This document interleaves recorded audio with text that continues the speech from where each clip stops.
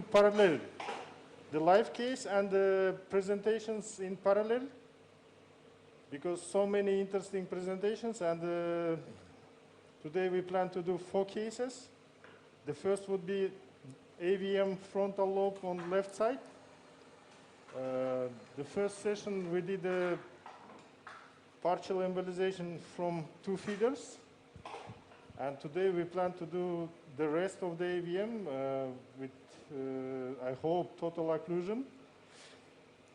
And then we plan to do echo maneuverism together with Professor Henkes. It would be P48 HPC case. And after that,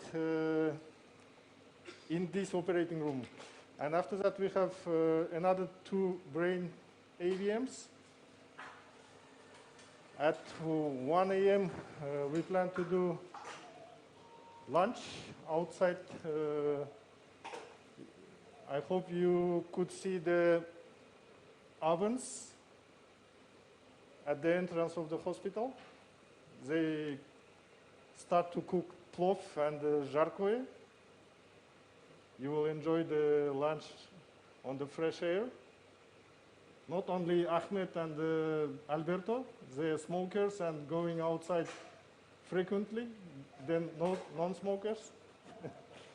And we have 4 presenters with Skype. Adnan Siddiqui, Rene Shapov, Vladimir Kalozek from Croatia, and Rahul Kumar from India.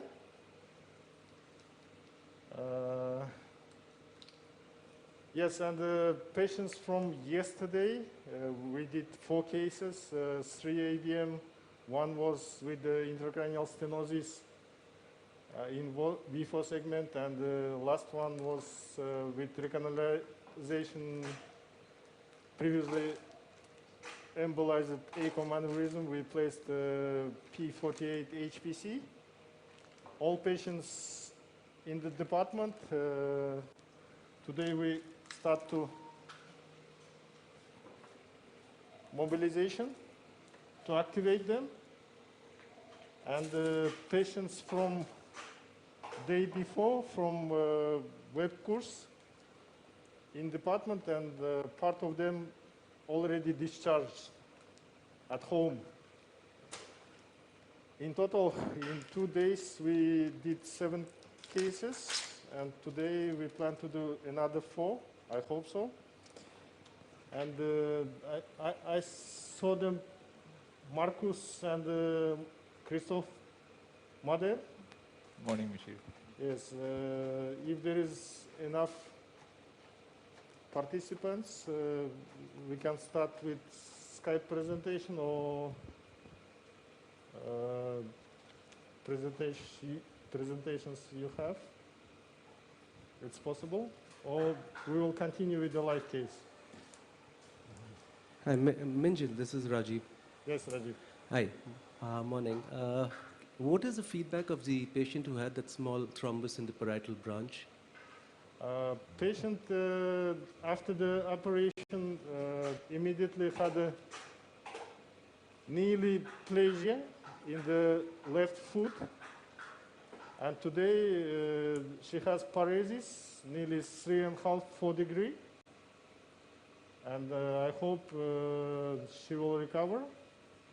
It's Glasgow Coma Scale 15, and she's okay, no headache. And next 2-3 days, I hope she will be okay. Because at the first session, when we did the parietal branch, she also had the paresis and then recovered. Yes, but I think, hi, good morning, Michel. Good morning, Alberto. Yes. I think it's related with the ABM embolization more than with the MCA clot. Yes, yes, yes. But paresis not so deep. She could move the toe, fingers. Yes, it's a good sign. She would recover. She will. Okay. The patient is 65 years old with non-ruptured, clinically non-ruptured AVM, but on MR we had seen signs of previous bleeding, small bleeding, and the headache significant. And we did the first session 2 months ago, and headaches a little bit decreased. And today we will plan to do complete embolization, hope so. The headache is another indication to treat these AVMs. Not only rupture, and also seizure is also indication for the treatment.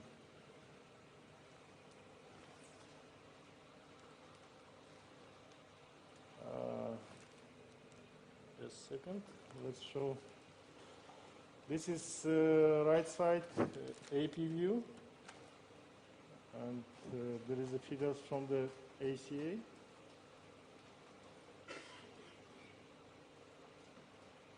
Should be one.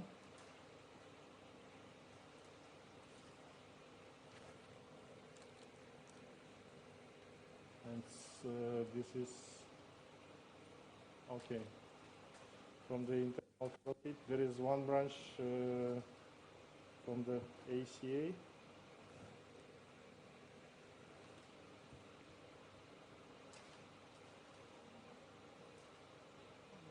It looks like frontopolar artery. Yes, and some small collaterals from also frontal from the frontomarginal branch. Yes, small collateral flow from the MC also.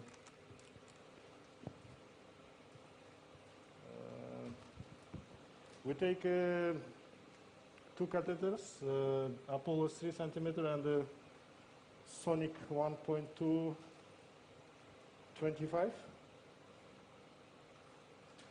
And I know that today we have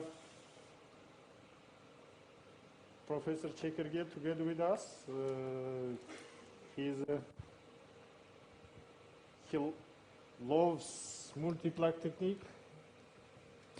We can call it multi-catheter technique. So your strategy is to go straight through the ACA? Yes, ACA and MCA looks like only collateral feeders. Yes, I mean, why not to do an exploration of the MCA feeder before with a MAGIC 1.2? Just to confirm that there's a small remnant, and maybe why not to do some glue here, because it looks like a posterior compartment in the lateral view that maybe you could do before, and you will get more relaxed during ACA injection. What do you think about this? My plan, now I see the lateral view from the left side, and my plan would be place the Sonic in MCA and Apollo in ACA,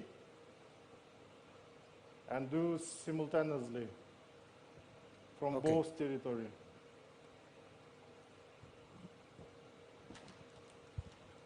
Yes, there is another option, such superficial AVM could be resected. Yes, it's grade 2 AVM. Good morning, Mirzil. This is Saruhan. Yes, sir.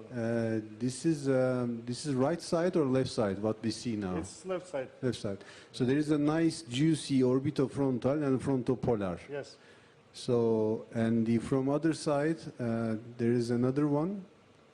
I didn't see that, the left side. This is left side. Can you show me the left side? This is left side. No, sorry, right side. Right side, I can only see AP. This is from the right side. This is more like collateral. Yes. Okay. So basically, I would, from left side, I would go and take this orbitofrontal and frontopolar and have a simultaneous plug. That's what you plan probably, right? Yes. Okay. But as Alberto said, we will check the MCA also. Yeah.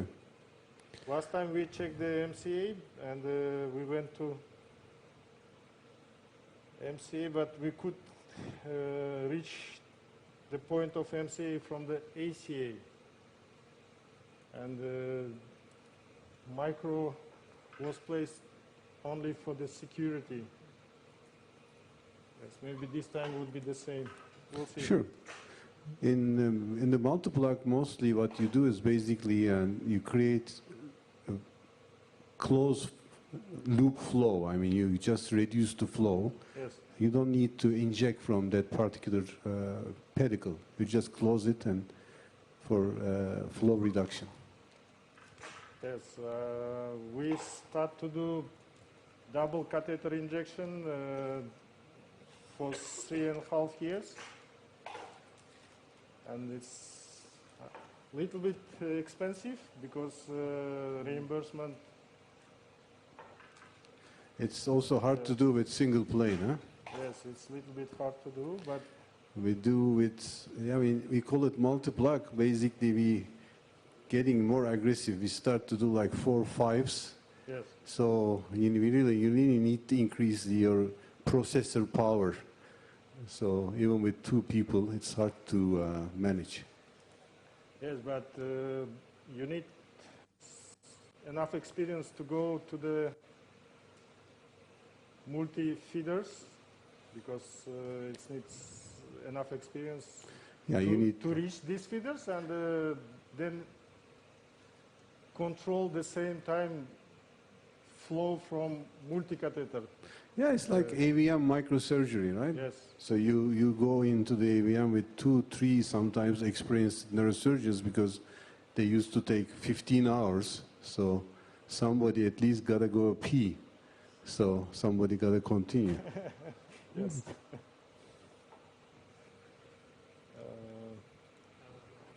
From this position, I will go to MCA, and then I will change to oblique view from the left, and we'll go to ACA. Okay, let's see.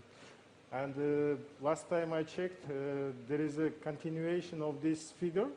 It goes to the AVM, and the second branch coming from the MCA, they come to one point. We will see. And also, Mizil, although we don't have the dedicated balloon yet, we are really anxiously waiting the mini scepter.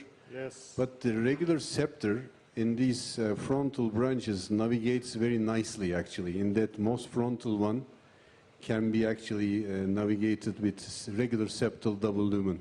Yes, but Okay. we have enough experience with the balloons in dural fistula, and time to time we have a reflux backward of the balloon, and my recommendation for the beginners, please start from the dural fistula or scalp fistula to get some experience, and then go to the intracranial AVMs. As balloon behavior need some education. There is some learning curve with balloons because nowadays people use more and more stents, and it's a problem. People need some education how to use balloons.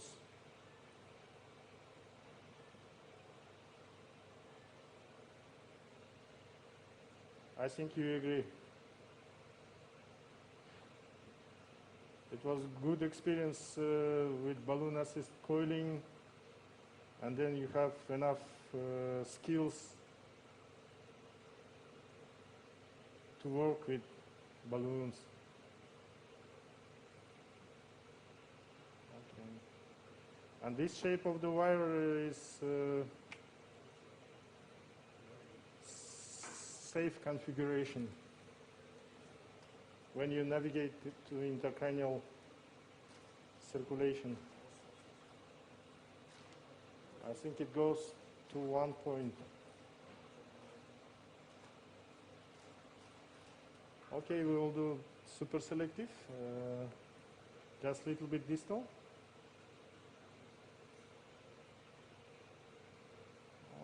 goes like this. And from the unsubtracted view, you can see the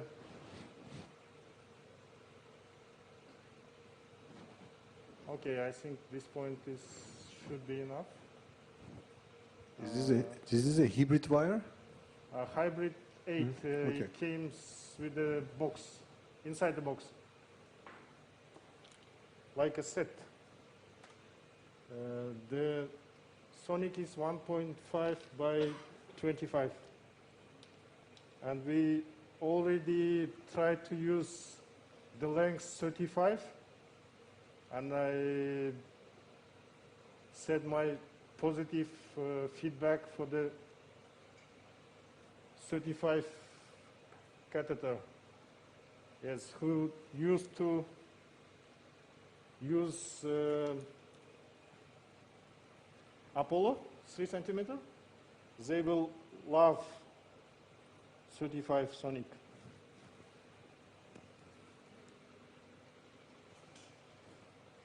The length of the catheter is enough to be secure and do cases like you used to do.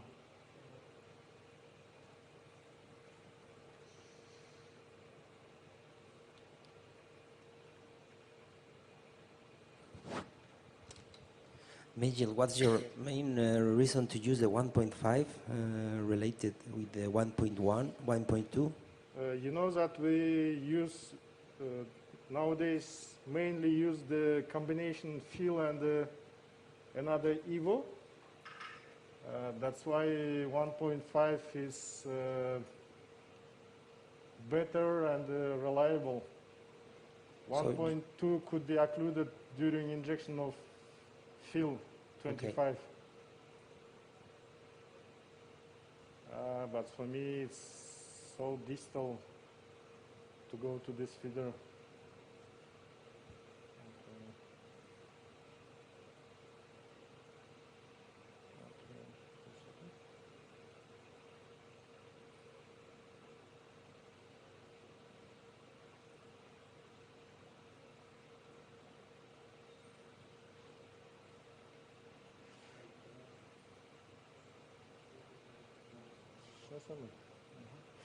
I think I don't need to go distally because so many loops, and in MCA territory, usually when you take out the catheter, frequently you can see the SAH. Yes, especially in anterior frontal branches. Yes, it occurs. yes. Like in thrombectomy, the same complications. And for me, the magic glue could be the option from this branch. But I placed this catheter to control the connection between MCA and ACA. Yes, and probably you won't need to inject anything from here because you will take it from the ACA. But in case you have a remnant of the nidus there and venous occlusion, Yes. of course, this is a security catheter. Yes. And also there is option when you have a reflux and sonic stays for 40 minutes, maybe more. But You can go with the second catheter just behind the sonic for the stability, and then take out the sonic, and if there is some complication, you can inject small drop of phonics or glue from behind. what I would do, Mirza, because you're going to take this orbitofrontal. Вы хотите взять этот, чтобы идти дальше? На языке можно будет здесь, на русском языке на YouTube не нужно, только в зал. Спасибо. Yes, I'm going to the orbitofrontal. Yeah, so orbitofrontal and frontopolar, these two branches to go into the nidus. So if you just stop the flow from what you just placed in, and also it will be very helpful for the penetration. Yes. Because then it's going to be very close to, almost complete flow control. Yes. We'll see. In 2 minutes we can see. I hope. Oh.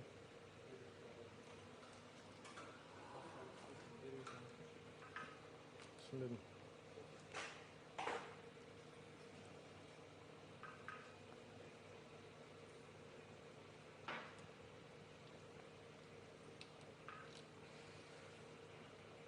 Yes, the Scepter Mini, I think, will change our practice. Like feel and squeeze tonics change it. Yes, nowadays the AVM treatment is completely different. I start my practice with onyx, and I know that Alberto has a lot of experience in magic glue and another glue, and also Professor Çekirge.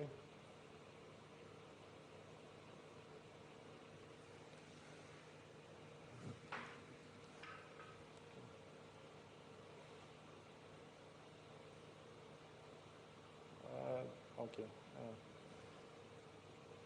There is not enough angulation. This is Chikai 8.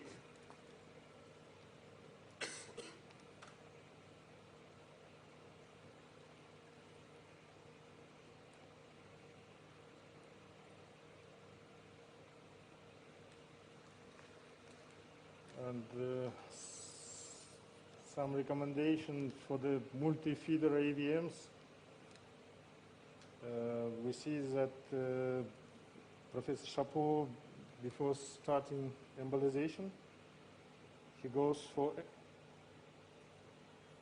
feeders and look all picture super selectively, and then start to do cases.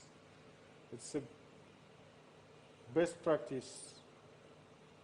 But when you start to deal with AVMs, usually you have one catheter and one wire in many places in the world, and then you have complication. Yes. It's better to go with the Magic or Marathon, check the anatomy, and then go to the feeder you want to embolize. Yes, with the Scepter Mini, I think the practice will change because it's a pressure cooking. But pressure cooking we do is just create the plug with the concentrated glue. But the main advantage of pressure cooking presented with the Professor Chapeau is isolation the flow in the feeder and do super selective injection to check the distal territory without any additional flow. It gives more information than you do with Marathon without flow arrest. It's a main advantage of pressure cooker technique using in essence.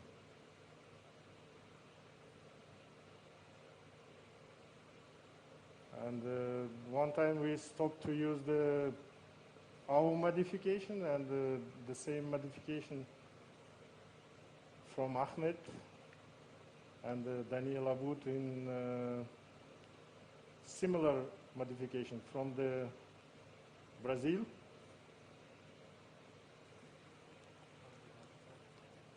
But no advantage comparing with the classical pressure cooker. Oh. Aşağısı. Aşağısı.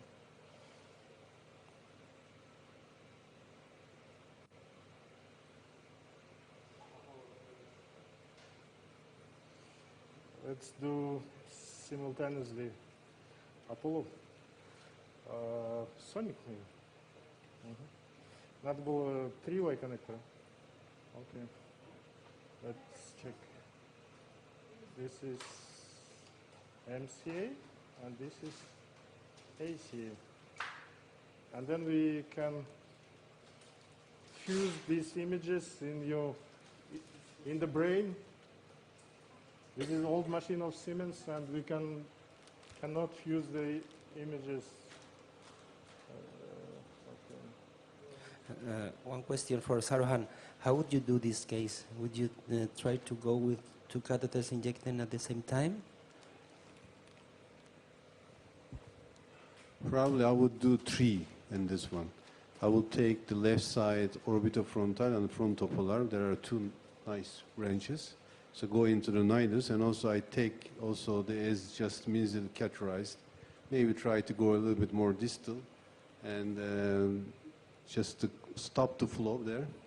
And especially when you inject from an advance in those pedicles, is the feel is better than onyx in terms of initial penetration and have a reflux. So from with a distance, you can still do penetration. There are some cases that sometimes, you take 2 catheters in the nidus, but you also 1 catheter, just you aim to arrest the flow for the penetration, but you end up close the entire AVM with a fill from the one you are beyond, you're behind, actually more proximal to the pedicle. So basically, depending on where, we have to adjust what we use. Onyx, fill, squid have different aspects, and we have to use all of them as a combination of the experience. So I would go with 3, if there is a chance in this particular case. Yes, we plan to place the 3rd one. Yes, always simultaneously, because that's the idea. There is no point to inject one, because when you inject simultaneously, basically you create a closed circulation. So you arrest the flow in the nidus. So you end up having a lesser venous migration. Actually, you end up closing the veins, but in the most proximity of the nidus. So you don't see a lot of venous migration towards the sinuses. Yes, and from the point of Charbel, he called this technique United Color of Benetton. Yes, right. So basically, the problem is now, you have a great question. So for industry, I'm pushing industry, we need to have, for such cases, a larger Sophia-like guiding cats. I would die to have, for example, 8 French Sophia for such accesses. Right now, I'm using Terumo Destination. For example, Terumo Destination 7 French can take 3 Apollos or 3 Sonics, and Terumo 7 French Destination can also take 2 regular scepter balloon. And there are some, we have a list. I can just email you. My technicians did all these works to what is what. So you need to work on that. So we don't have dedicated systems for, especially if you are in ipsilateral carotid or ipsilateral vert. If you are in different accesses, it's okay. You can come from right side and left side. And yes, and in this case, we take the right Judkins, 8 French. And yesterday not yesterday, on Thursday, we showed how to change the right Judkins to multi-purpose, just with fingers. So basically, AVM procedures is going like, probably Susanna is going to say the same thing. It's going like preparation of the case, almost 2.5 hours, then the injection 15 minutes. Yes. So it's going like that, because really it's just you prepare, you work. It's like same philosophy of neurosurgery. So you dissect the AVM with imaging, you take the feeders, and you turn around, and finally you take the vein and remove. Of course, we don't remove it. We just let it go. So basically, that's same principles. And I think we need to place the 3rd catheter in the callosum marginal or frontopolar. Yeah. Yes. It would be great. Then you have a perfect flow control. Yes. Apo.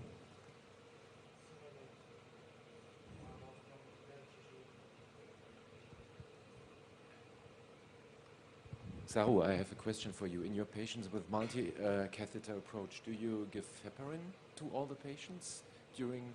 So what is the amount of heparin? Regular, 2.5 times of ACT. It's regular, yeah. hopefully we didn't have any thromboembolic event up to now, you know, with those cases. Again, the most important part is the end of the procedure, because as we showed in this year Barcelona, you remember in the case of Işıl at grade 3. So after AVM was not filling angiographically, she injected another hour, okay? So that was the thing. We realized that we were having these bleedings in our initial experience because although angiography shows nothing, actually there is something there. So basically there's those dysplastic vessels around the AVM, and it's again like neurosurgery, because I watched a lot of great neurosurgeons in the AVM practice, and the most important part is the end of the procedure. Same thing, you know. If there's something left over, the patient bled and died. At the beginning of our practice, our chief of department asked to embolize just feeders. And in 4 centimeter AVM, the main feeders after embolization. At the time of treatment, you can see the million of another small feeders. Yes. Yes. And also the angiography shows, like, for example, 2 draining veins. Actually, there are like 4 or 5 of them, right? Yes. When you open it. Yes. And usually we take 3 Y connectors, but today I asked also for 3, but yes. We placed 2, and then there is some leak. It could be source for complication. Usually when you have leak from the Y connector, it's a source for thrombus formation. We have these nice bulk Y connectors. Just click it, and we place 2 without this tail and 1 with tail, and create hole for 3 devices. Usually it's helpful and no complication. So, Sarah, I had a question for you. Can you tell me what is your endpoint? When do you decide to stop?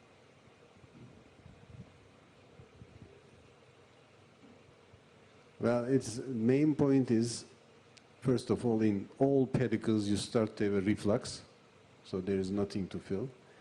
And also our main thing is you start to see eggshelling around the malformation. It's complete eggshelling of the onyx or whatever, you know, the fill, whatever you use, eggshelling. And the other thing also, as it was actually a perfect demonstration in Barcelona again, those dysplastic vessels, just before they enter to the nidus, they can be very dangerous. Also, we learned that, because whenever we have a bleeding complication, we are always in the surgery, and we look where we have the bleeding.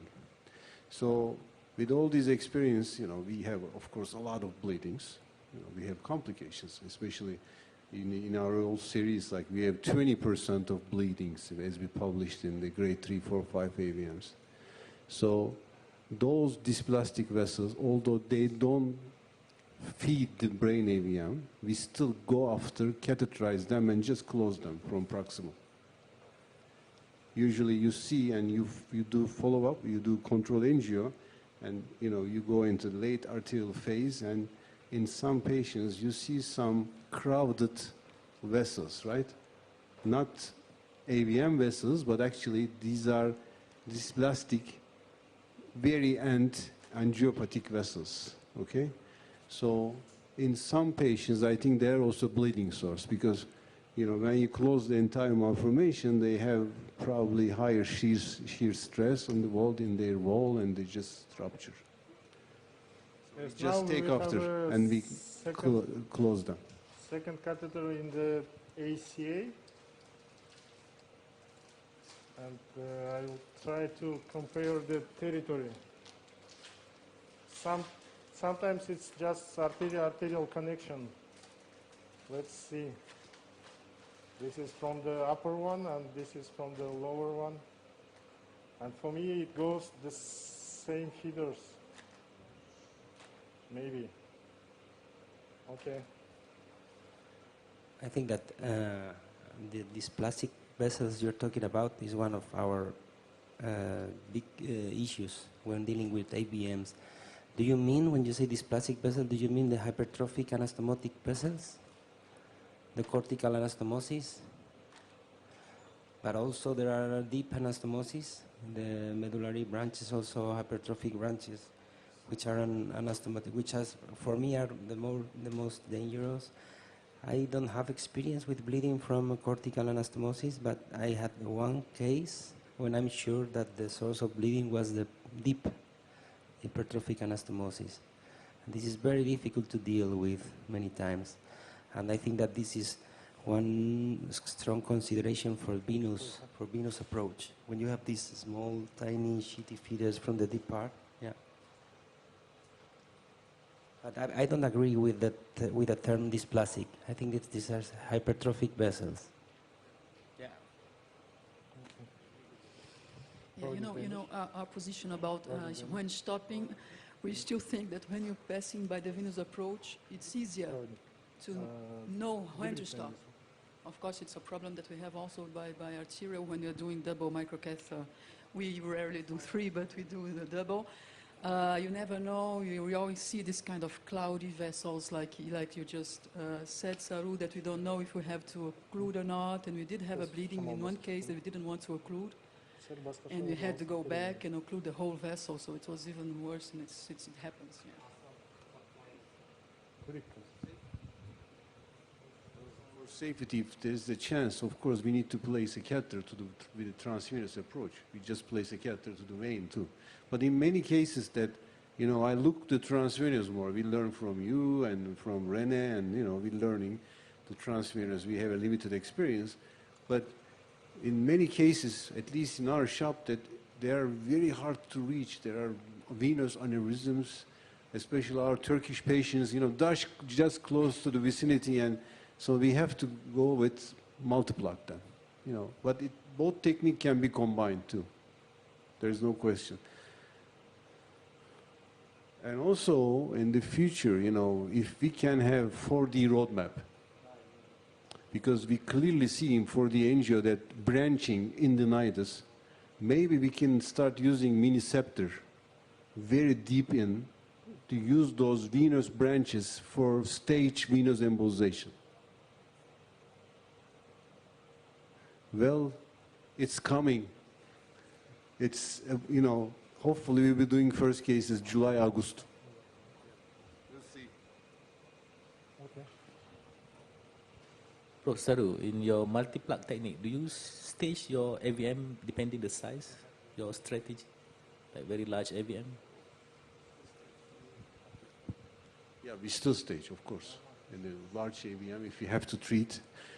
Right now, in our practice, more like 80% bleeding cases. We mostly get the bled ones because of, Aruba still affects the AVM practice.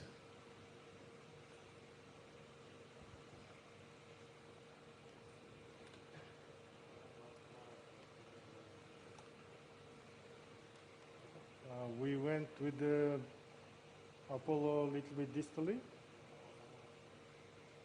And now we can see the distal feeders.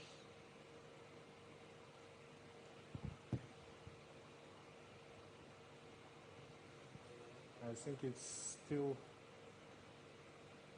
it's quite distal. I will a little bit go back because we have another feeder on the way. Okay. Saru, another question. When you talked about combination of embolic agents, you said it was better to start with field. You mean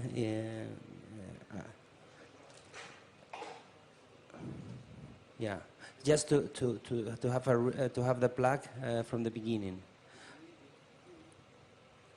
With fill 25, and you can actually start the reflux from proximal and still penetrate better than onyx.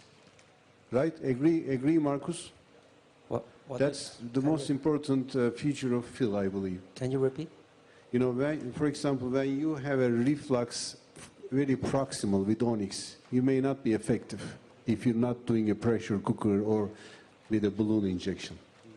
But with fill, for example, you're in the deep brain AVM with a lenticular striate artery, but you can, you know, you use all these balloon tricks and everything, but you know, you cannot go beyond some point, and you still have like another 1.5 centimeter, 2 centimeter to the nidus in a large lenticular striate.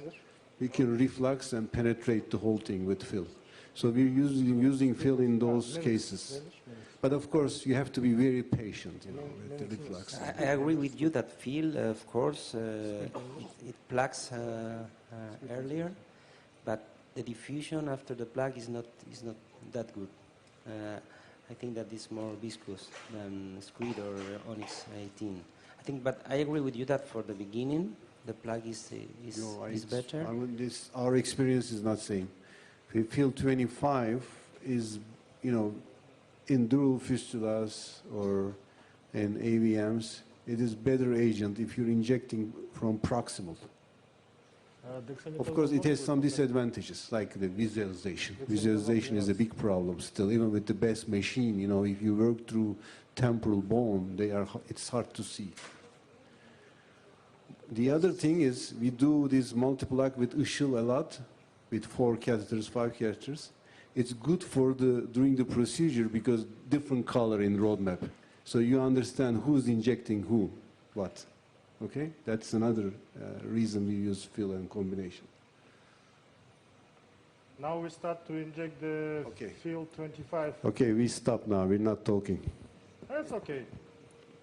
You can continue. And from this point, we could clearly see this feeder is connecting with the branch coming from the MCA. So you're not injecting simultaneous, huh? No, I will show you what I'm thinking about this branch. Yes, and this is fill. It's not just for the plaque. I like fill. It goes very distally, and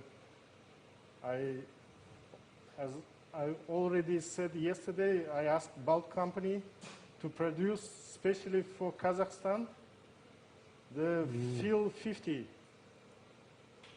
squid 50, because fill looks for me like a viscosity squid 50. It's very viscous. Pardon, fildir.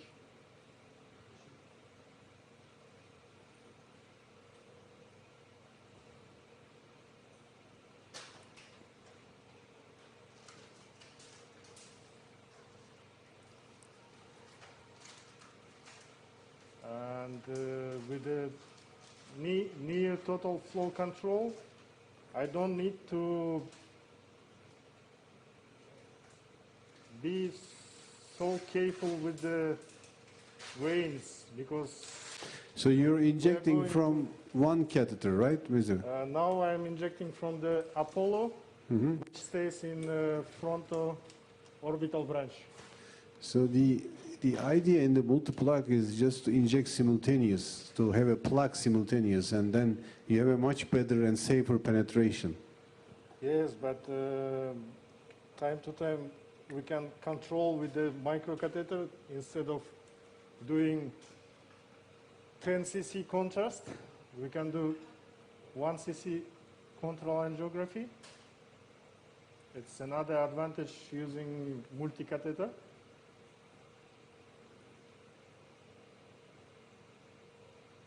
And after small stop of injecting the fill, I will show you the connection between all of these branches. This is collaterals.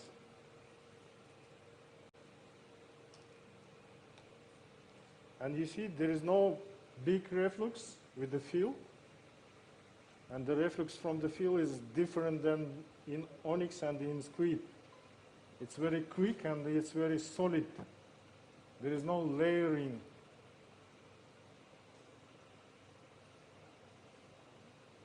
This is AC. This is upper branch. Now you can see the fill start to reach the collateral MCA branch. Yeah. This is injection from the Apollo. This catheter we use to inject the fill. We start with this catheter. You see? This branch and the collateral branch coming from the MCA. The territory is the same, but some branch a little bit distally. And from René, I know he will go to this branch distally and do kissing between MCA and ACA. Alberto, do you agree? You also like kissing from collaterals. Unfortunately, yes, no? Alberto has left the room. Okay, okay. And multi-catheter catheterization helps to understand the anatomy.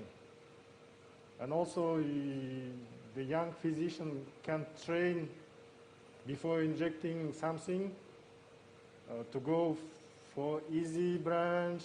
Usually catheter goes or go to difficult one. When you inject onyx, sometimes you miss the difficult branch and you realize at the end of procedure you miss something and you need to go to difficult one, and then problems come.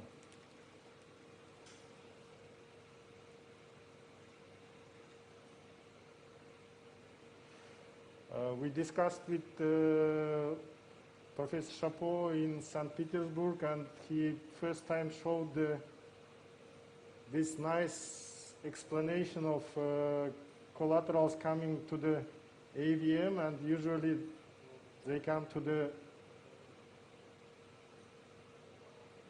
fistula point. And if you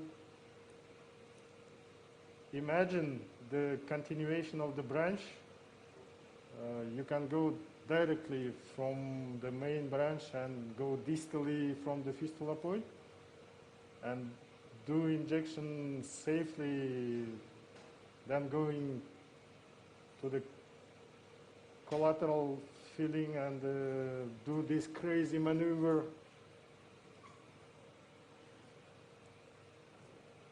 (190 centimeter sonic or magic. It's easy to understand, and now you can see there is no AVM. We don't need to inject from the MCA. If you understand correctly, we reach point of MCA branch from the ACA. And we use the MCA sonic for control. Yes, I'm still injecting fill and no veins, only collateral filling. It's nice material. This I learned from René.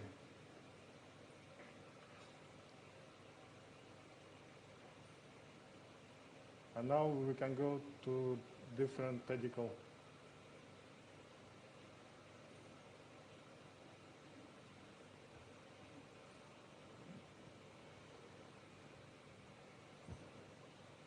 Also, at the beginning of our practice, we had nearly 20 to 30% of complication related to marathon. And then we got the Apollo, and we had another complication, is venous occlusion, early venous occlusion. With Apollo, we start inject 4, 5, 6 cc of onyx, and had another type of complication. And after that, we start just inject 3 vials of onyx, and usually it's enough for 1 catheter. But when you go with 2, the total amount of onyx could be 8 to 9 cc. And now we have only 2 branches, and this bigger branch comes from the feeder where the Apollo stays. We can do a little bit reflux and continue with, maybe I will go with the sonic in the MCA and place to the ACA to control the branch where is Apollo stays. The collaterals coming from MCAs looks dangerous. Yes. They are very dysplastic. That's why, you know, if you do simultaneous injection, you can penetrate those very early. Yes, but there is another point of danger. The catheter retrieval is the first danger, and the second danger to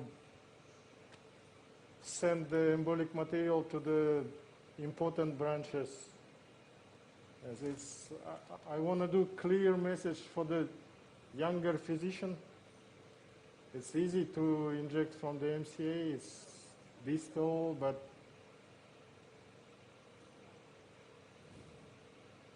they need to learn the anatomy first, and then treatment became easier.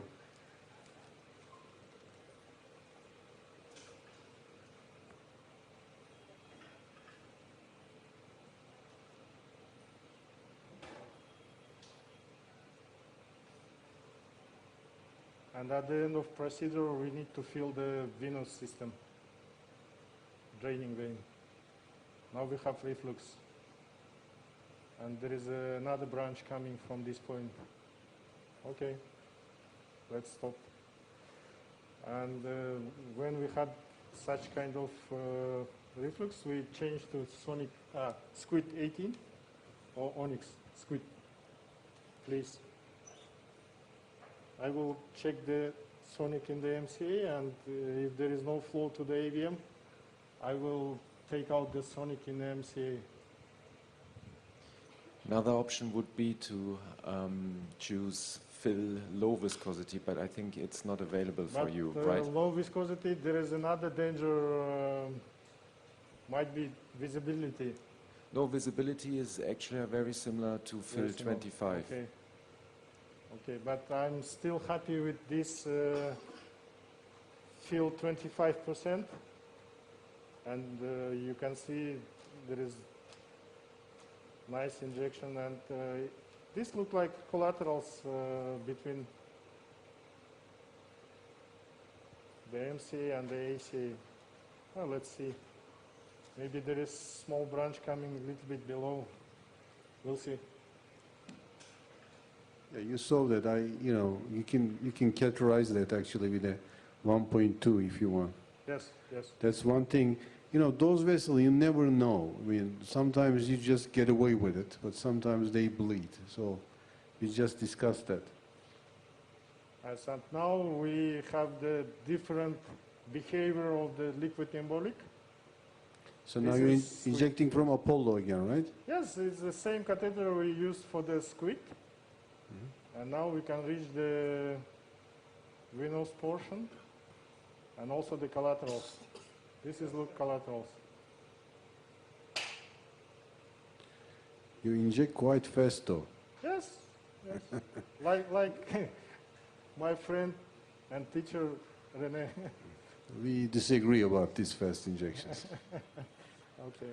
Okay, so this is, we like to control things much more slowly. Yes. But probably you see, yeah. I inject faster than Işıl. Işıl goes very, very slow. It just makes me sick. But you know, so this is really fast, right, Susanna? And no AVM from the ACA territory also. Yes. This is so-called multi-catheter technique. Okay. And Charbel last time said, "Ah, you're crazy. United Color of Benetton. He's crazy. Oh, no, we are crazy. We are dealing with this crazy pathology. This disease is crazy. Yes, crazy disease. I agree.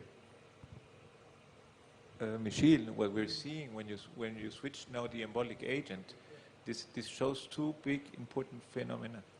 First of all, it shows field 25 is much more viscous than what you're injecting, because now it flows forward instead of sticking. And number two, what is really important for the treatment of AVMs, it is showing that if the embolic agent is going through, it also means blood is going through. So the AVM is still alive, and you have to keep injecting until you are sure you have no more flow to the AVM.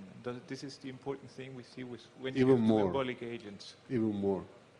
I mean, even angiography shows nothing. You keep injecting as long as you feel the AVM. And there are some cases that we just pause and wait like 10 minutes, and you keep injecting, and you start to penetrate some part of AVM. You're really surprised. So there is no hurry. I mean, this is an AVM case. It's a grade 2, 3, 4, whatever AVM is. It's just like, again, neurosurgery. You have to give time. So we should get rid of this embolization term. I hate that. This is really like surgery. What he's doing now is surgery. So it's a big case, has to be done in the whole day. No hurry.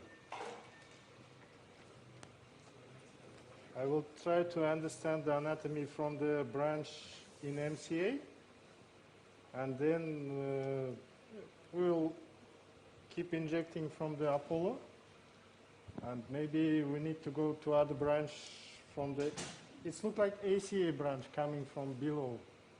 Okay. Professor Ron, what is the maximum volume of embolic material you inject per session?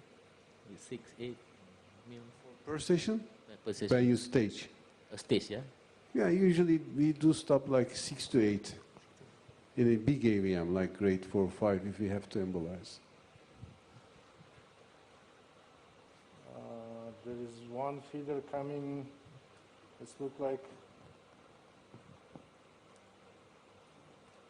there is one big feeder, I don't know from where. It looks like extracranial circulation. Yes, it looks like frontal branch, frontal orbital, naso-orbital anastomosis is working. Let's see. You will penetrate it. Just yes. continue. I will try. I just need to be sure there is no feeders from the... Yes, it looks like extracranial circulation come and feed this AVM. I will continue, and when we'll do check from the micro. Okay, I decrease the magnification.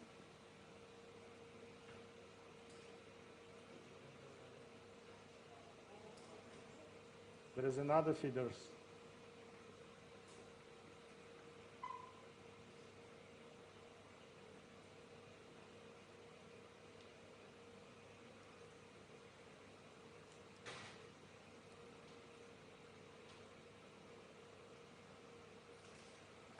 A small branch. Yes. This looks like collateral pile feeder. I don't need to go so distal. Let's try to do this selective control. There is no AVM. Let's do run.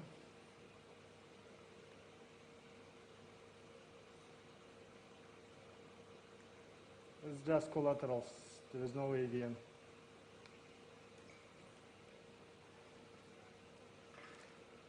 And we'll retrieve it a little bit back.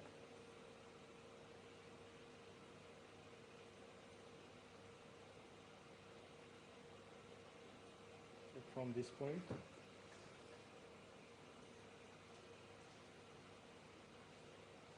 No AVM.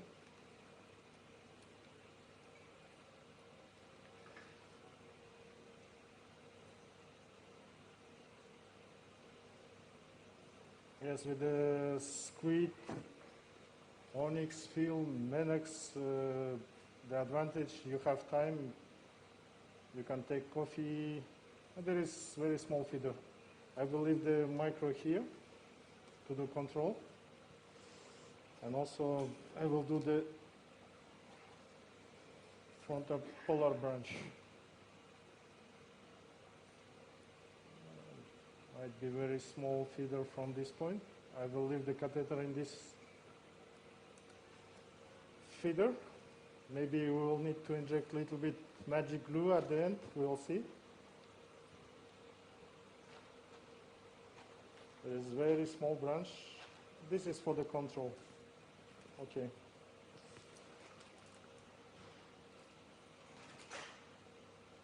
Squid 12.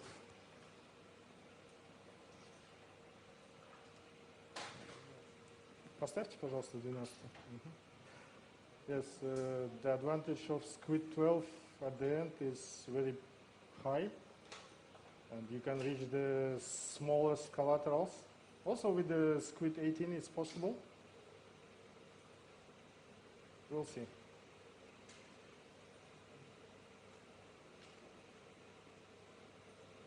This is, look, collaterals coming from the MCA territory. I like that injection. Now I feel right. That's the place you want to hit. Yes.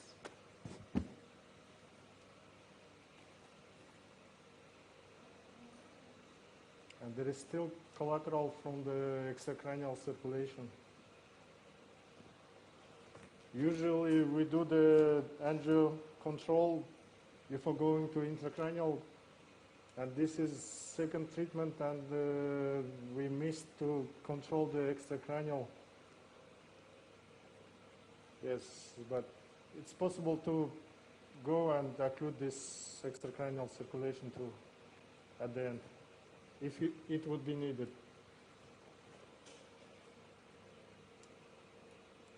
Yes, the rule for the AVMs, you need to control all territory, and going to the extracranial is mandatory, because time to time we miss the big branches coming to the AVM, and after it could be the source of bleeding complication.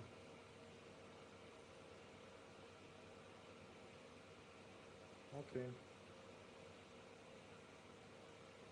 This is big branch from the beginning. Okay, I think Adnan is waiting. We can switch to the Skype presentation from United States, and we will continue on second screen. If Adnan available, we can start Skype presentation, because time is flying. We have a lot of presentations today, and I think it's possible to do in parallel, if you agree. Marcus? Yes, of course. If it's possible, yes. Our colleagues can call to Adnan and start the Skype presentation. Okay. I like to hear his voice from US. He's in the evening. And still in Friday. Tadesh?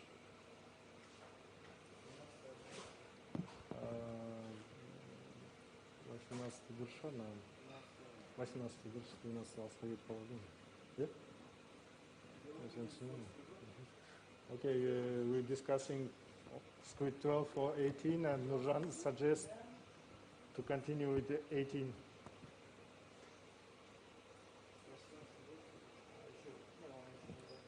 Берешь?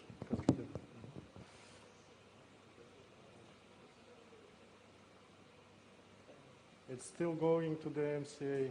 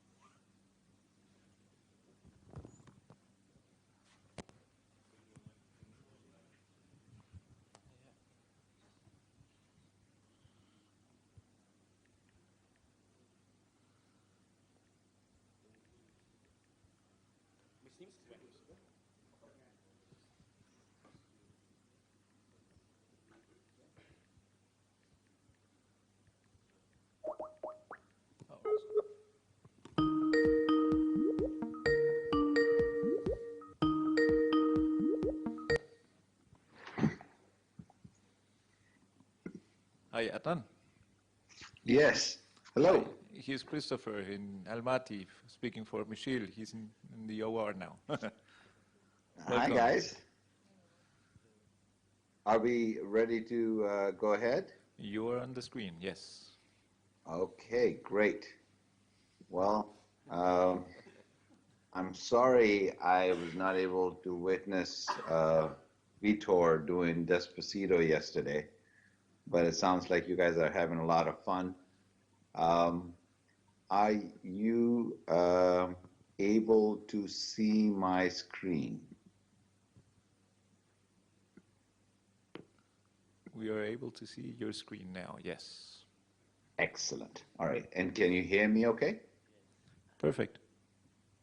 Excellent. All right. So what I want to do here is talk to you about flow control during transvenous embolization. I think Renee is talking either before or after me as well, and Hans is going to talk about it as well. So I think I'll sort of present my sort of variants in terms of the technique that Charbel and Renee really have brought to the forefront. Here are my disclosures. So the essential sort of concept of transvenous embolization has been fairly well described now, but the goal here is to control flow from the arterial side, whether through a balloon or through hypotension, and then access the nidus through the venous side for complete obliteration of the nidus. Flow control has been around in cerebrovascular surgery for quite some time. It was initially started back in the 50s during resection of major vascular lesions and with aneurysm surgery with Charlie Drake in London, Ontario, in Canada, where he used cardiopulmonary bypass for some of these complex basilar aneurysms. And then back in the 90s, the usage of adenosine to address of intraprocedural rupture and aneurysm flow control.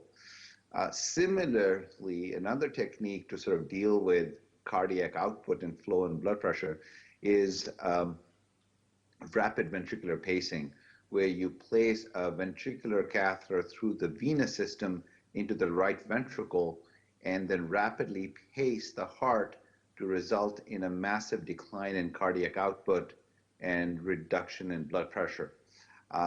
This has been done for quite some time as an alternative to adenosine, because adenosine is unreliable, can result in a cardiac nodal block, heart block, and is also sort of very short duration, which is not poorly controlled. You have to redose. Compared to that, pacing is literally a physical switch that you turn on and off, and the only consideration really is you can't go on for too long because you're going to cause cardiac ischemia if the heart cannot pump blood to its own coronary vasculature. And so the concept really in this technique is that when you start pacing very rapidly, you can see the decline in the arterial pressure, and what you result typically reliably is in arterial pressures dropping less than 40, and essentially an elimination of the diastolic and systolic sort of variance of an arterial pulse. So you have a much more steady state pressure, which can drop into the 20s and 30s and 40s millimeters of mercury. So what we do in Buffalo for these cases, these are done under general anesthesia. We do these all under neuromonitoring with burst suppression to improve the tolerance for ischemia for the brain. We have the interventional cardiology team that deals with the pacer.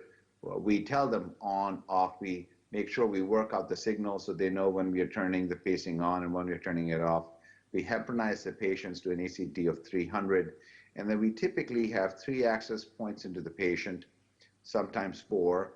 primarily use a femoral or radial access, 6 French access for placing a guide to perform arteriograms, as well as position a balloon catheter for arrest of arterial flow. And then we have a femoral 6 French sheath to actually put the pacer in place.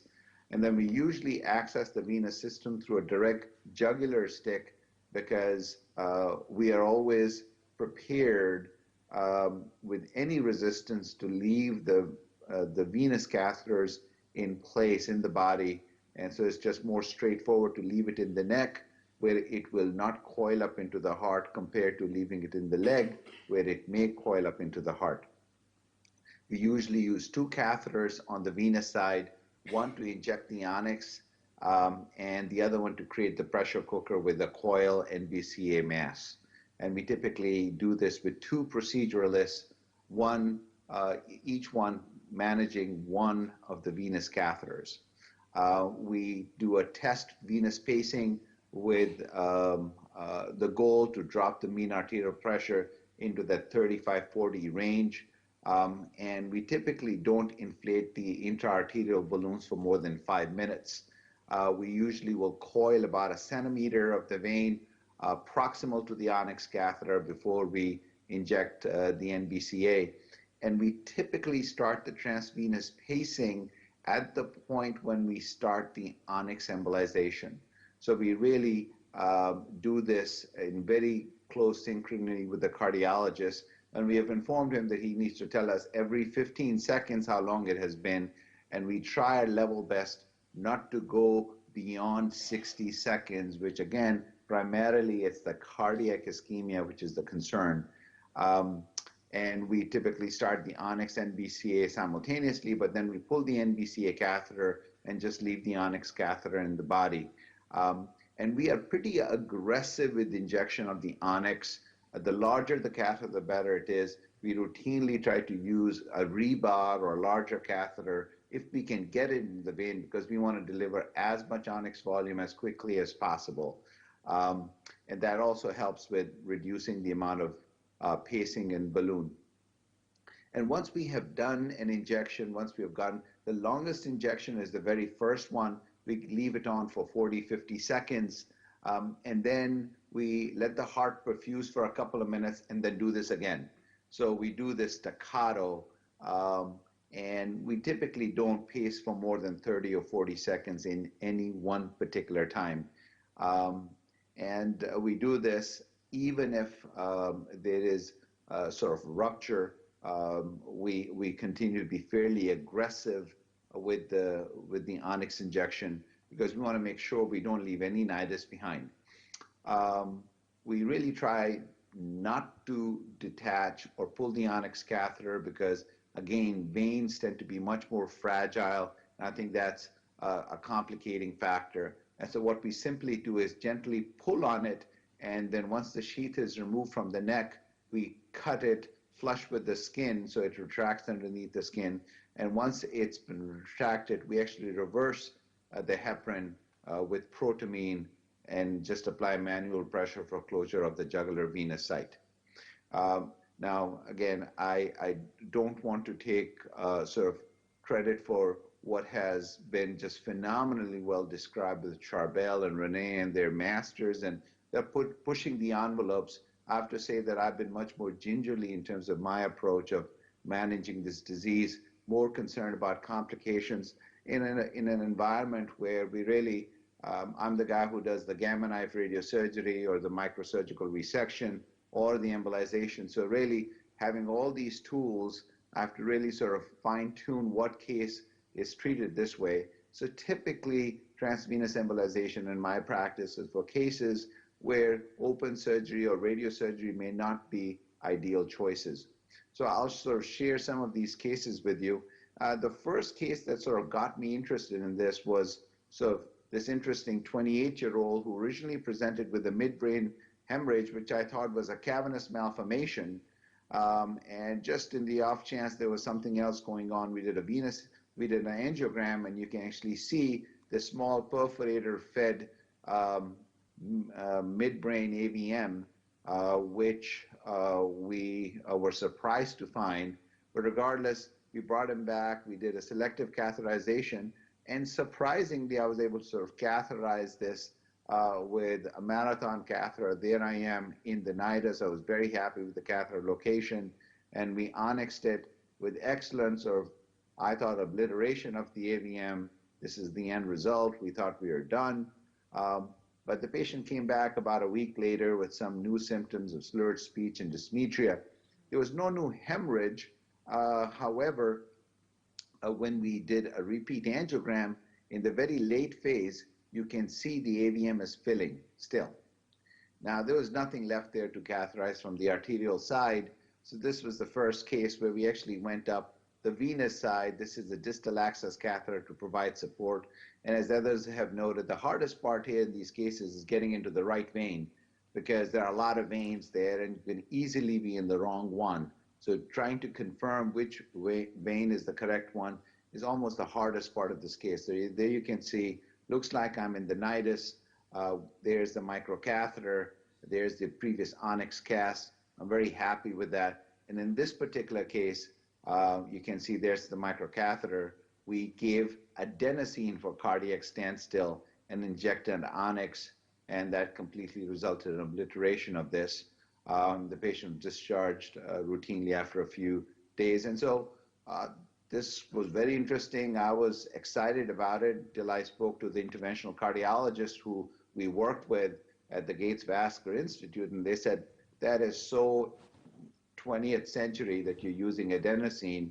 You know, the way to do this is venous pacing, because they do that routinely for their transaortic valve replacement procedures to reduce the pulsatility and blood pressure. They feel it's much better to do pacing. So we said, okay, well, maybe you can help us out with the next case we have. So this is a woman who came in unruptured AVM this time with HHT, and there it is now on the other end of the midbrain. Again, the first case was not a good gamma knife. You don't want to deliver 18 to 20 gray of radiation into the middle of the midbrain. This is the same thing, quadrigeminal plate AVM that you can see here on T2, and here with contrasted images. It is looks certainly intraaxial. And here's the angiogram of this little quadrigeminal plate. Now, there was a good SCA pedicle that was going to it, and so we elected to take her for embolization.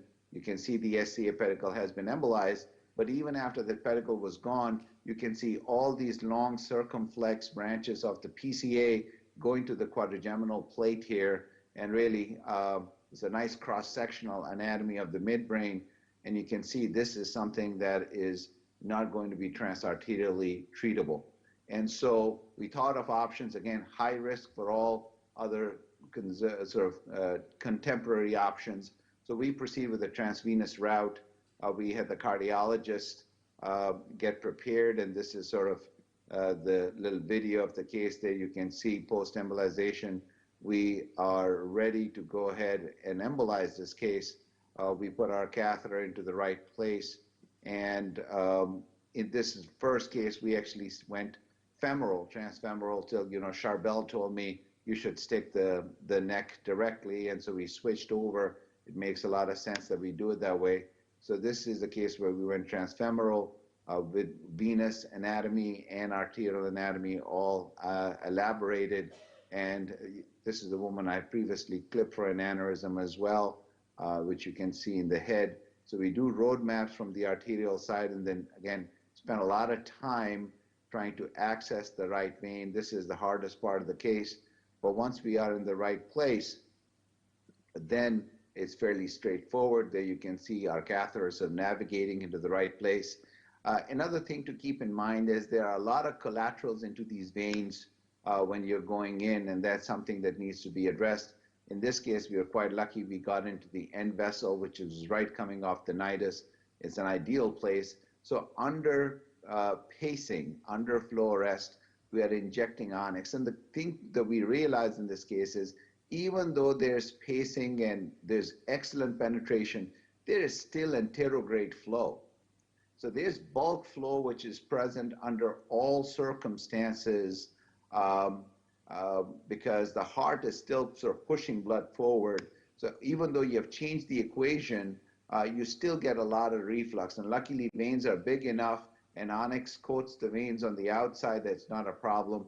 And then you just continue to inject like you would in AVM. One thing to keep in mind is once you have started embolizing, you're not going to see the nidus anymore. So you really need to know the exact definition of the anatomy, and you need to continue to inject till all of it is completely opacified. And the patient actually did very well. And again, in this case, very early experience, we had the distal access catheter, and we were able to pull the catheter out. You can see we detached it.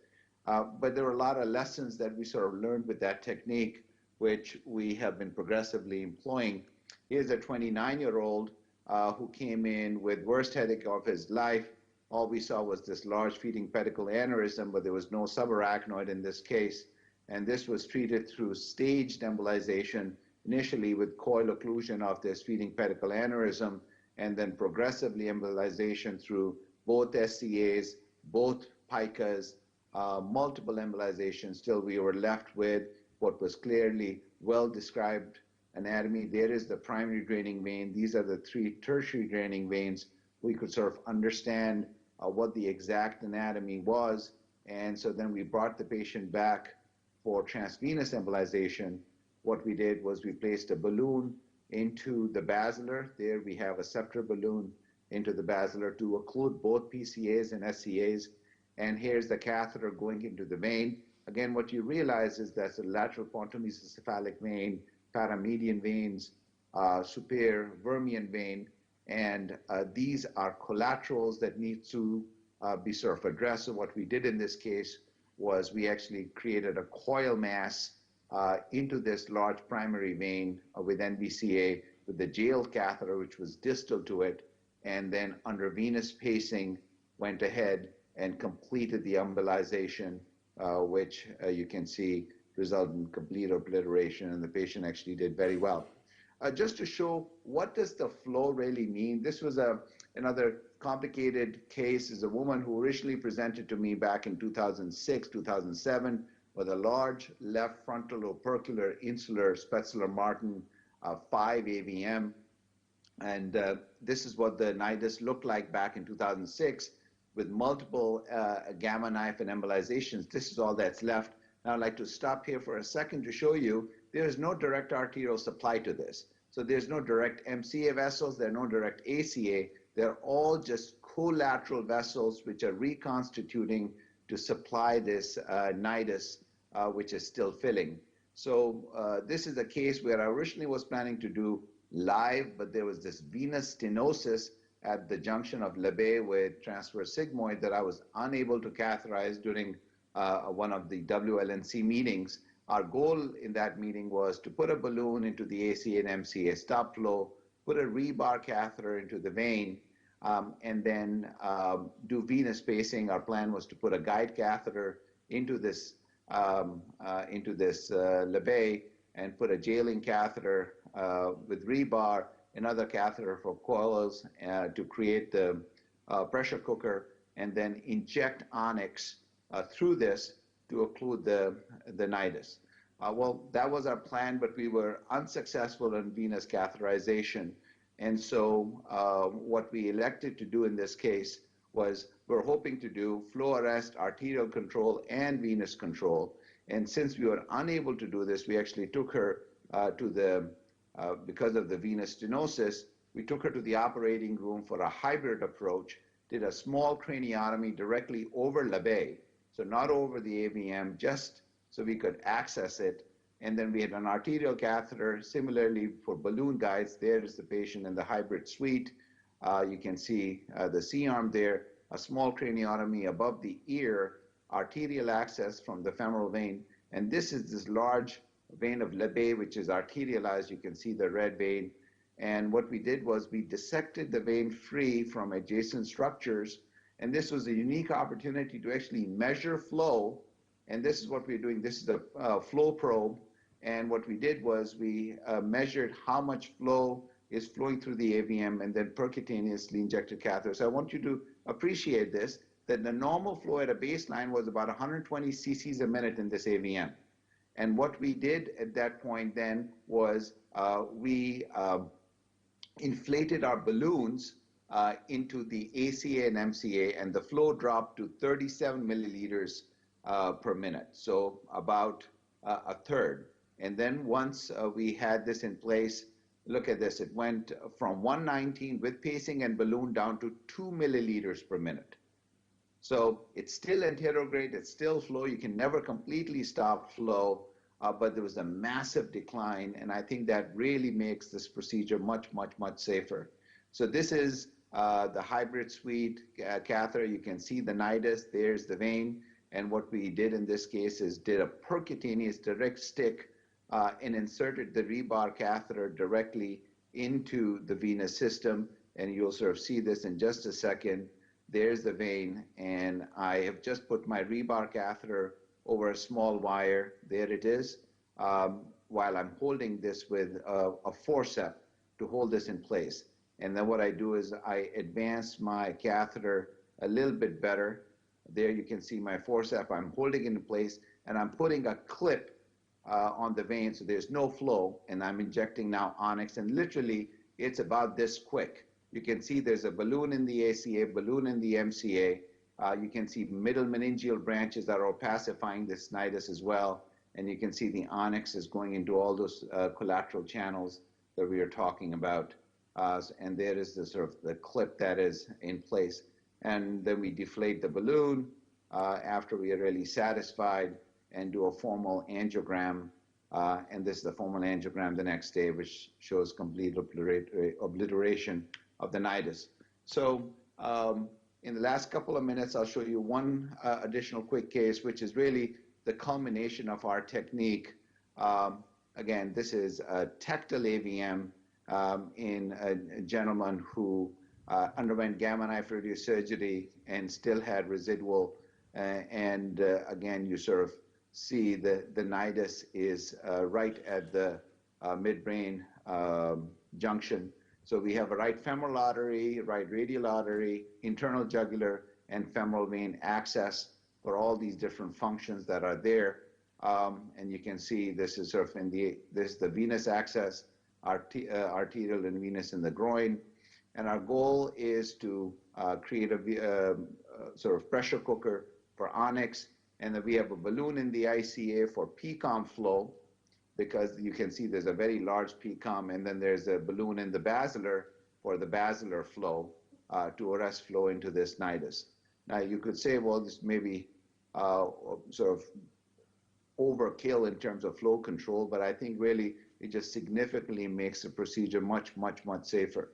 So we are getting access into the vertebral, we're confirming where we are, and there you can see my balloon is getting positioned so that I have complete flow control on the arterial side. We then do the same thing from the carotid and put a balloon across the PCOM to make sure that we have arrest of flow both from the anterior and posterior circulation.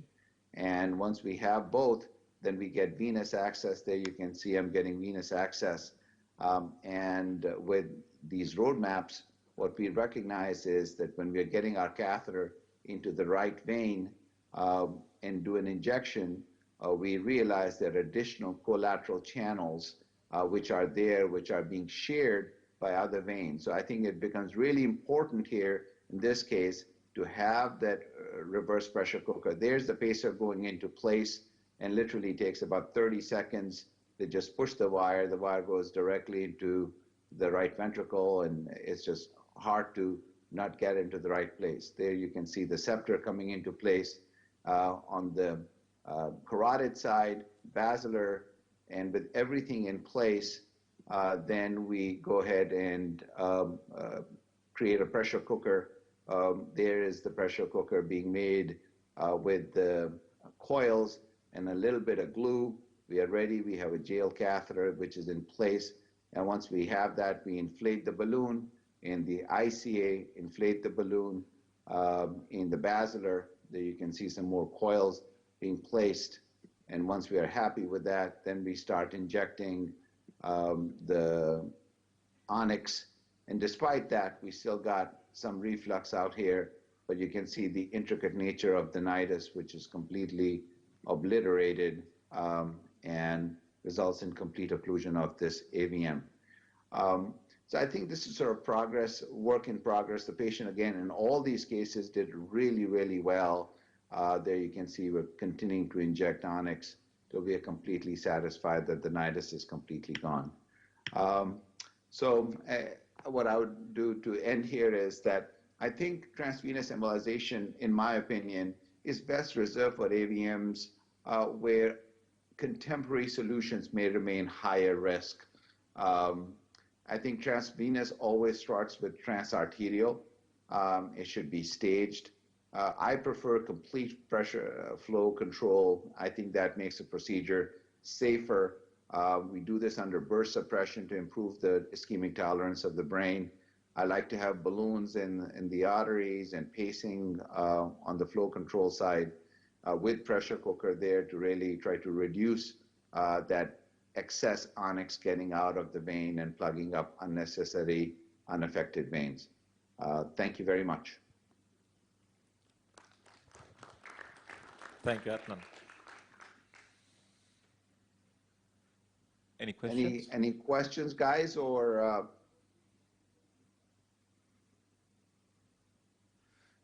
Very clear, Adnan. Very clear, Adnan.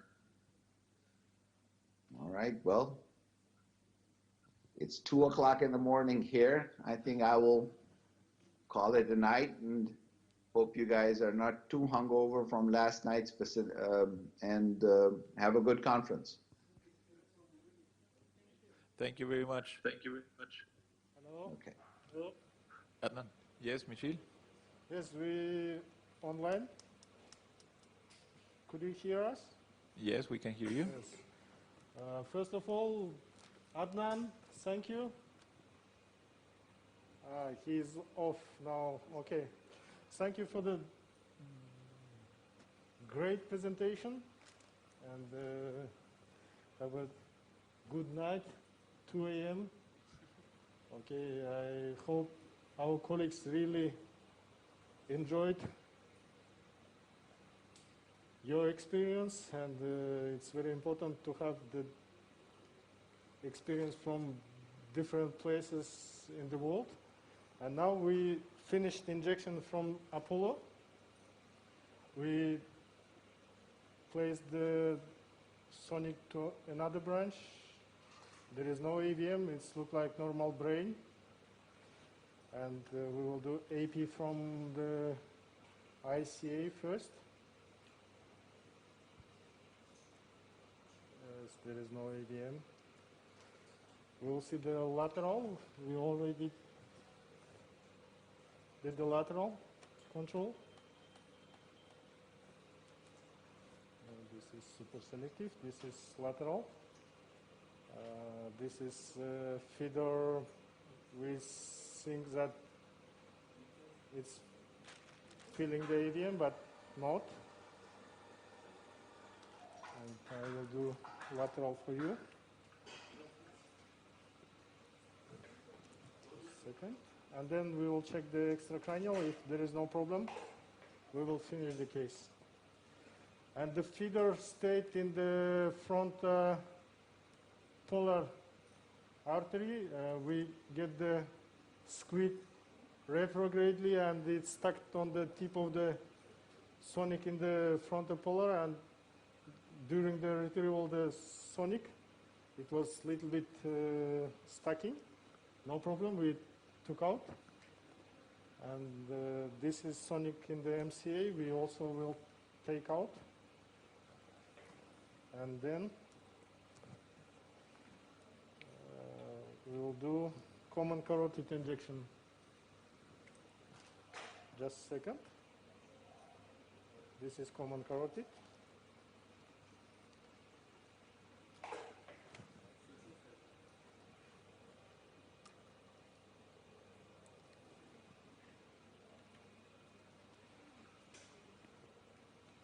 Now we can see whole brain and extracranial circulation at the same time.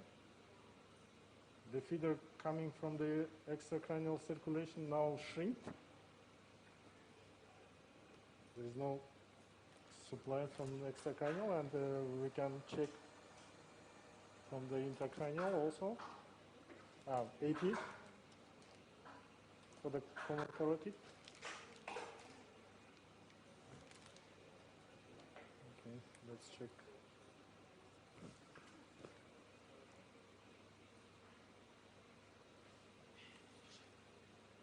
Yes, it's common carotid.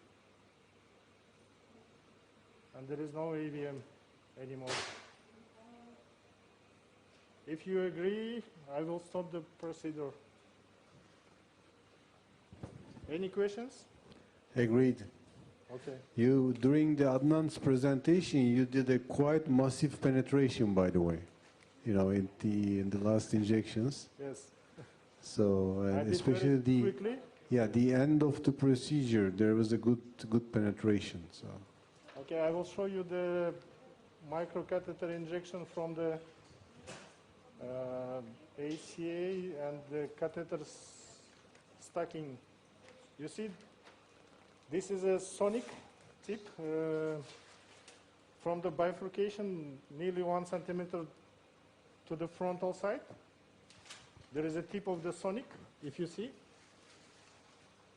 This is a onyx squid inside the branch. It comes from the collateral side, from the main feeder. And that's why we don't need to go with squid or glue from this side, just for control. And in this case, 2 sonics we used only for the collateral super selective control angiography during the embolization, and for the security reason. The total time of embolization now is nearly 1.5, maybe 1 hour 50 minutes. And totally we injected, сколько squid? 4.5 cc of squid and 2 syringes of fill, and 112. In total 6 Evo and 2 fill, with tantalum and 2 without tantalum. And now I want to show you the Judkins right catheter. This is the catheter. Можете показать? Вот сюда. Сюда.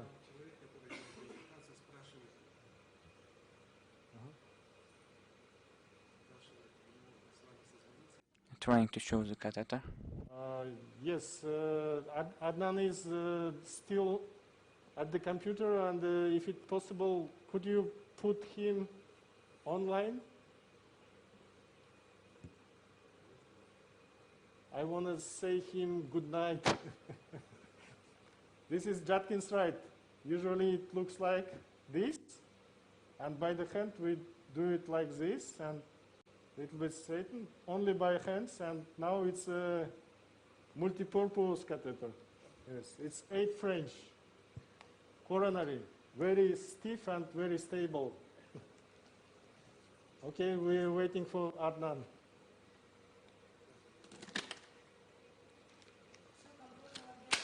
Закончили? Okay. Adnan online? Not yet. Not yet? Okay.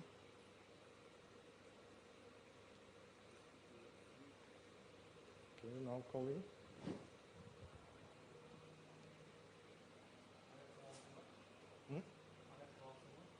Нені? Adresim? Жоқ, шыққаннан кейін алшы. Шыққаннан кейін алшы. Adnan offline.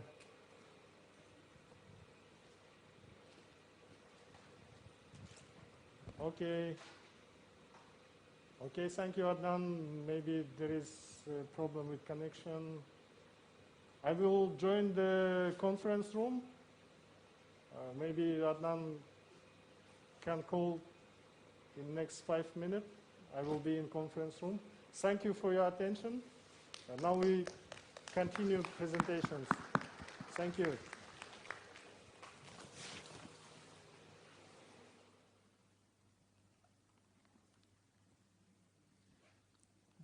Do you want to take a coffee break?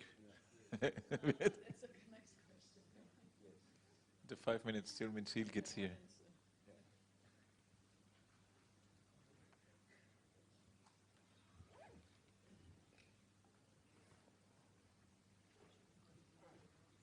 Now it's coffee break and then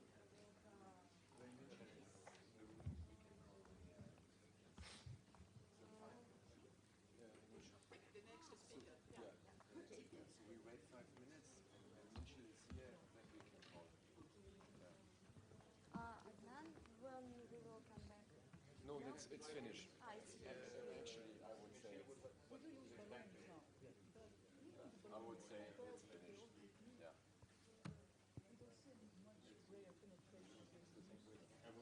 I know it doesn't. But I still try to call it. I will watch it.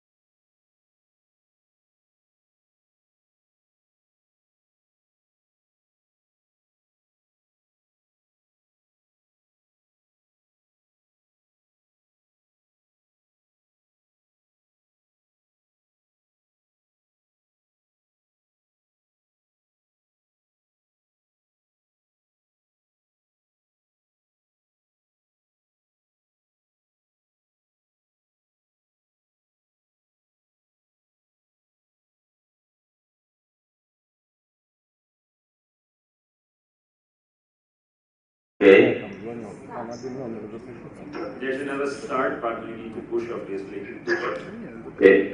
Is it now the case? Yes, we now see ourselves. Actually, we look quite good. And here, did you get it or you don't have the presentation? Okay, so let me work on this.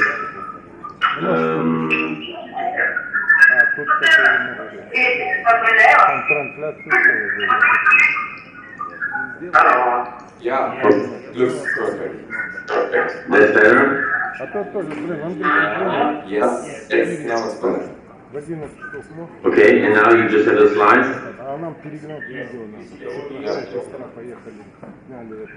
Okay, you have only the slides, it's okay? We have only the slides, yeah. So it works. Yeah, so give me 10 seconds, I bring all the people back in the room and then we can Okay, start. take a coffee, so that I can take another one. No, it's fine. Just as you want. Okay. So wir bleiben in Verbindung, René. Okay? Ich sag, wir bleiben jetzt in Verbindung. Okay, yeah. Good. Okay, we stay online. Good. So, how did the cases work? Fine. Yes, case went well. Now we're planning to do more talking. I hope it will be okay. So, how long is my working time in all? My speaking time? You can take your time, no problem. Okay. I put 1.5 hours. Okay. I probably won't use 1.5 hours. Maybe we can discuss. It would be great if we can do this. I have a first, which is gonna last maybe half an hour or maybe a couple of minutes more, and then I have another one with some technical features and how to. But then it's good that we have time so that we can dissect each case to go into the details. Did you have a lot of Venus presentations now? Yes, Ahmed, Pascal, Susanna, Adam, and Chicago team. So I think Ahmed and Pascal, I guess what they show. I mean, I know more or less. Susanna is from Charbel.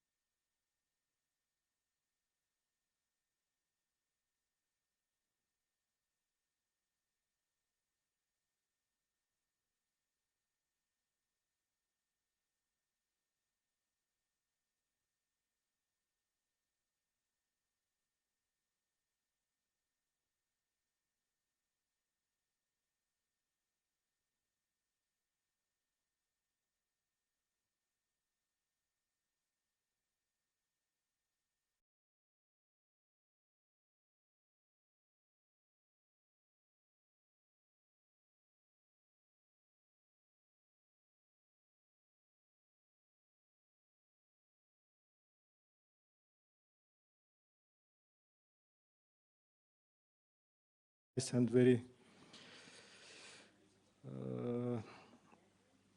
complete presentation on how to deal and how to do, how to learn, how to manage the patients using the venous approach and some tips and tricks. And this is the future. Yes. Let's go to the future. Let's start.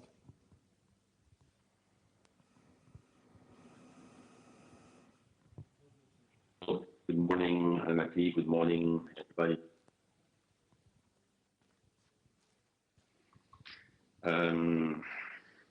So, what is the nidus? The nidus is something that we all use to describe AVMs, but it's also something which is very imprecise. So if you look what you find in today's science, as Dodi said in Val d'Isère, science today is Google, and the pictures of nidus you find is this, or this, or this. Do you understand? Professor Chapeau, yes. Your presentation is like a chart of pages. Do you see the slides? All slices, yes. You need to click on the slideshow presentation. It's below.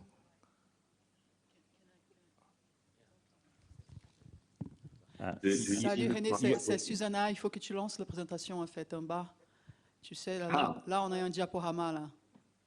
Ben oui, mais c'est ça, son diaporama. Oui, donc non. je lance. Bonjour Susanna. Là, tu vois la première slide. Là.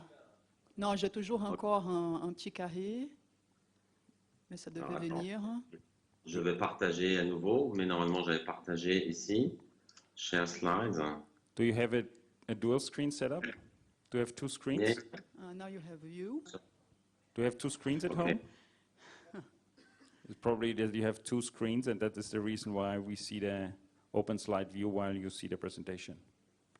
So here, which one do you have now? Now we see again, we see your screen, we see in the background the Skype, and we see in the front the PowerPoint, but it is not in presentation mode. Yes. And is it now in presentation mode? Perfect. Okay. And now you see the next slide. Is that correct? Okay, does it work? Yes. Yes. Okay, good.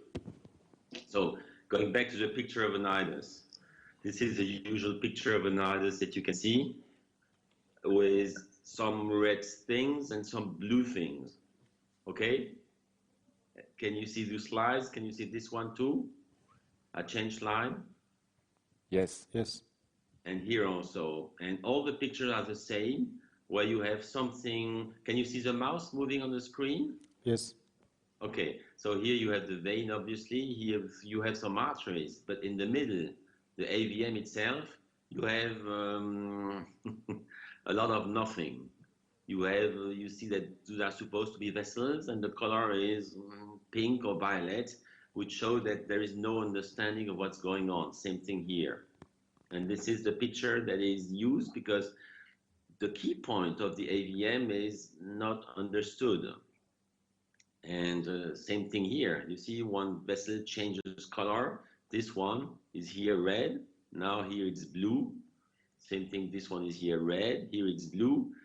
But you still don't understand the angular architecture. And the key point of what we do is to understand what we do in order to do the appropriate treatment. Do partial transarterial embolization enable to understand better? I don't think so. And if you consider that the AVM is a tree, which is a comparison I will use all over the presentation, is not because you do a partial amputation that you better understand what's going on here.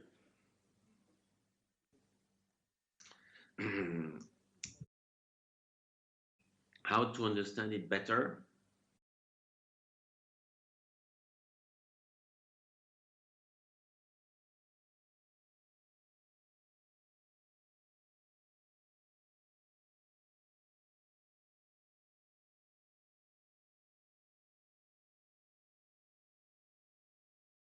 pressure cooker, which enables you sometimes to see the micro details. So here's a catheter, you guess that the artery is here, you guess that this is vein, but you don't see more because the flow is important, because there's a lot of dilution.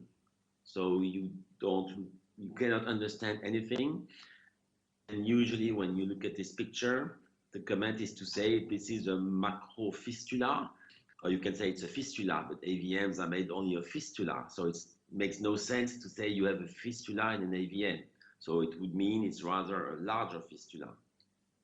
But if you do a pressure cooker here, you can suddenly understand that you have the vein, and you can follow each artery very precisely.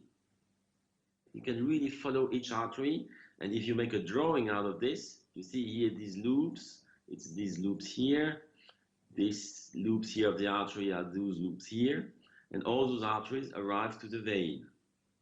So this is one way to understand a little more, but still it makes it difficult to know what's going on. And if you look at other pictures, the breakthrough, in my opinion, is what we can see if we treat by the vein. And this is for me an eye-opening experience. Here is an AVM of the brainstem that bled. Here you don't see it because it's more there. And if you look AP, you could think maybe it's lateral, maybe it could be the percheron, but the percheron doesn't give anything. And now by finding a feeder, which was this one here, here the feeder is in place. What do we understand? We understand that here is the so-called nidus with the vein, the so-called nidus with the vein. And if you do a rotational angiogram, you don't understand a lot. Do you see the movie? Is it okay for the movie? For you, I hope that you can see it properly, but it's not because you do a rotational angiogram, it's not because you do a 3D or a 4D that you better understand the angioarchitecture. But if you go here through the vein, and if you fill the AVM, look at what you can understand. Here you can suddenly understand, look at this here. You see the vein, you see the main vein, and you see the primary veins, and it becomes very clear. It becomes very clear where are the primary veins, here, here, here, here, all over the skeleton of the main vein, which is this one. So this kind of pictures give us a total difference. You see here another primary vein that goes retrogradely, that is being filled. So this kind of picture is the best way to be able to understand what the angioarchitecture of the AVM is. Here is the result after treatment. And if we consider the skeleton of the main vein, you can see that some primary veins are arriving to this main vein that looks just like the branches of a tree. Look at the stem of the tree. You will have the primary veins that would be here. And arriving on those veins, you have multiple arteries. I would consider that the arteries are the leaves of the tree. But the structure itself, the primary disease, are those enlarged veins and the multiple small arteries around. Sometimes an artery can be larger. If the artery is larger, it's maybe the only one where when you catheterize, you go with your catheter inside the vein. But this is something very rare. Usually if you do a treatment, you never go inside the vein. You always stay inside the arteries. And if you make a more realistic drawing, you will have something like this with multiple arteries and the veins here. So for me, I think for our understanding, we should consider that the nidus is a venous segmentation. just think of the fact that the vein can dilate much more than the arteries. The ability for veins to dilate is much, much more important.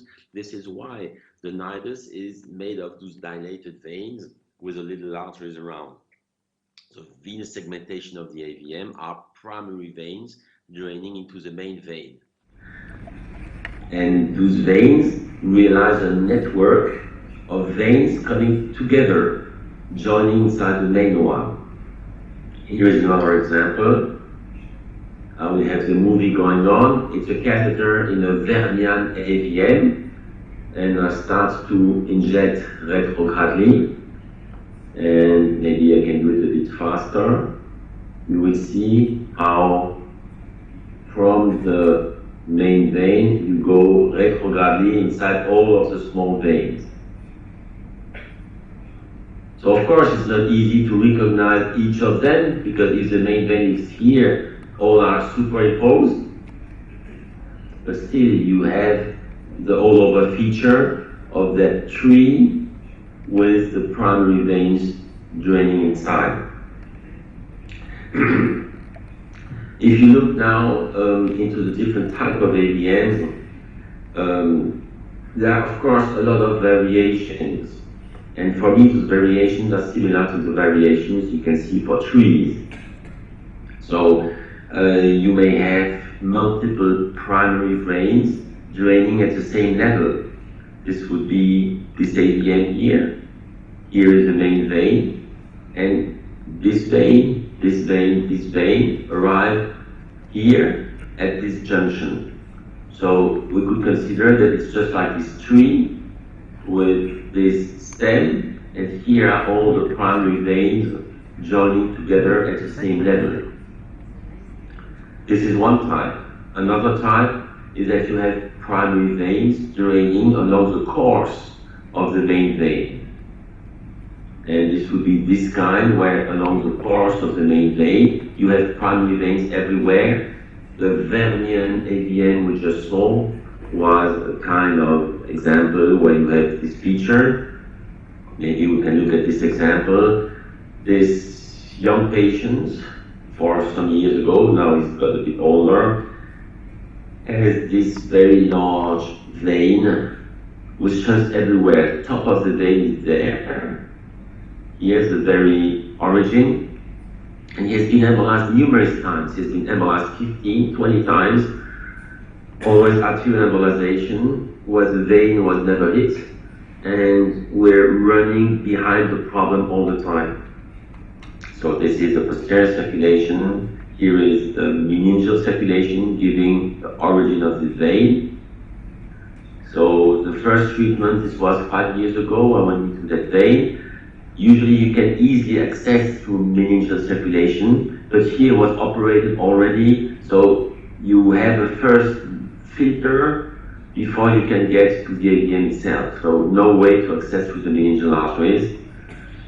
But venous navigation, retrograde pressure cooker, occlusion of that compartment, with a post-embolization aspect showing that the tip of the tree was treated, but of course not the whole AVM. Just as if you would cut a tree, taking the upper part, leaving the lower part. And 4 years later, a little bit has changed here, but you see mostly that the large vein is there. And if you look into detail, if you look at this here, you may recognize some primary veins, one here, one there, going back to the AVM. So this here is something that you suspect. If you can bring a catheter inside, you can prove it. And the catheter was brought inside, and you can see this here also. These are both veins I just described. And then you see that a lot more could be reached, and that finally this AVM was occluded. Not completely, there is something else here. But the little thing that you see here was an AVM that we missed all the years before, because it's a very small one at a different location, and it was hidden by the first large AVM. But as you can see, this very large disease, this large AVM that had been bleeding several times and where we couldn't do anything, was cured but this two-steps procedure within several years. So again, the different types of segmentation. A third type is when you have primary veins that can be selectively occluded, and this would be this type here of angioarchitecture, where you can see here an isolated branch and here an isolated branch where you can go there, and if you can go there, you can control it in order to stop any diffusion of embolical material before this bifurcation. So let's look at this example here of this patient having this large AVN. This was 20 years ago. He was treated by very experienced operators. You see the corpus callosum AVN spread by the right and the left side. And 16 years later, he bled in the meantime 10 times. It has been reduced. He has been treated by Gavanaf 2 times, and the AVN is mostly still there. But you may see here on the vein that there are 2 different veins, one here, one there. And this vein and this vein may be considered this one and this one.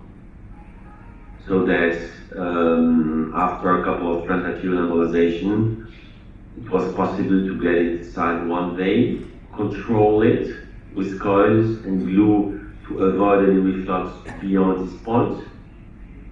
Here you see first injection of onyx, then glue, and then retrograde injection inside the whole compartment in order to occlude this. This was occluded, which you can draw like this. And then a couple of months later, the other part of the AVM was accessed and treated according to the same way. This was occluded, and this enabled to obtain a cure. So, here another example of a patient with this AVM. She bled. It's also a deep ganglia, so the worst, where we know that we have no arterial access. But the more we're interested by the veins, the more we look how the veins could be. And look at here, what is this? This cannot be an artery, it must be a vein. This one here is that. Initial treatment was arterial because there was a flow-related aneurysm that was occluded by arterial time. But then when we continued by venous side in different steps, we looked more precisely at this structure. In fact, the main vein goes here, but here's a small one that you can get access to. This one here, where now the catheter is in place. The catheter has been put, I don't remember where, I would say here, filling all this retrogradely. And now you can see this was the course of the catheter up to there. And from there, you can make, again, secure the vein here, inject retrogradely, and then this AVM has been reduced during step 2. And patient was discharged, came back a couple of months later to go back to the main vein and to occlude it the same way to do the rest, which enabled to cure also the disease. So different types of segmentation, multiple veins draining at the same level, or veins draining along the course of the main vein, or isolated vein that you can treat selectively.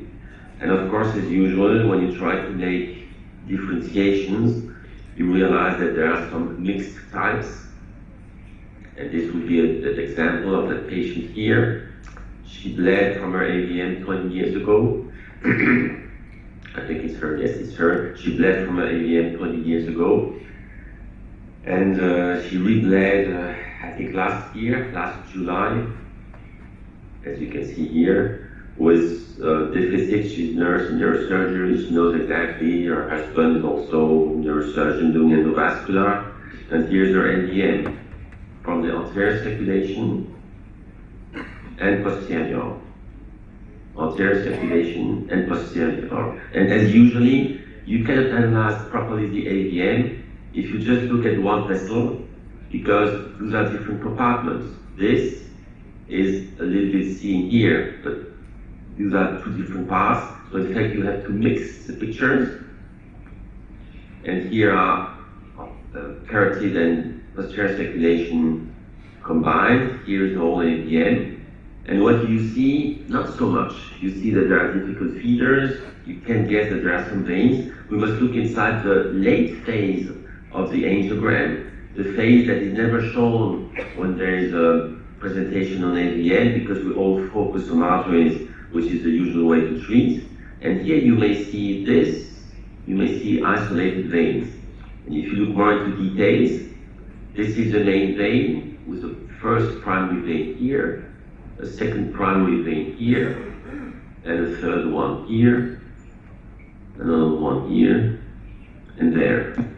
So if you cannot treat properly by the arteries, why not considering to go through the vein?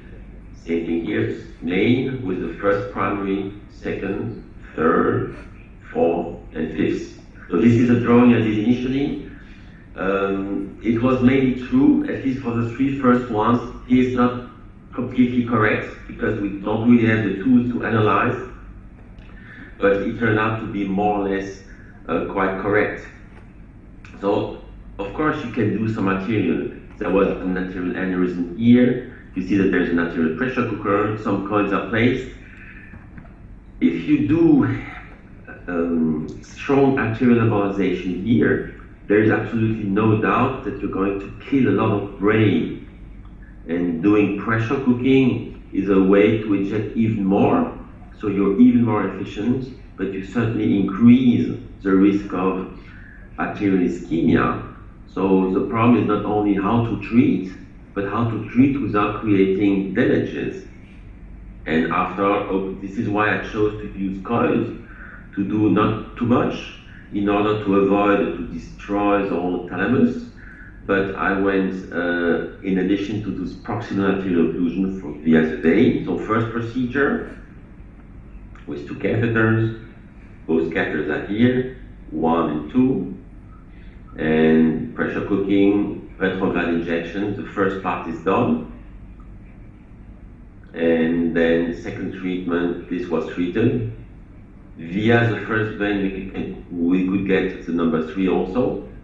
Then the second step, we went to that vein here. This one is this one here. So this was occluded. So after step 2, you see the whole anterior part of the AVM was not present anymore. And then continuing, steps 3 and 4 were more difficult. Especially here, how can you see veins? And this is for me another very important point.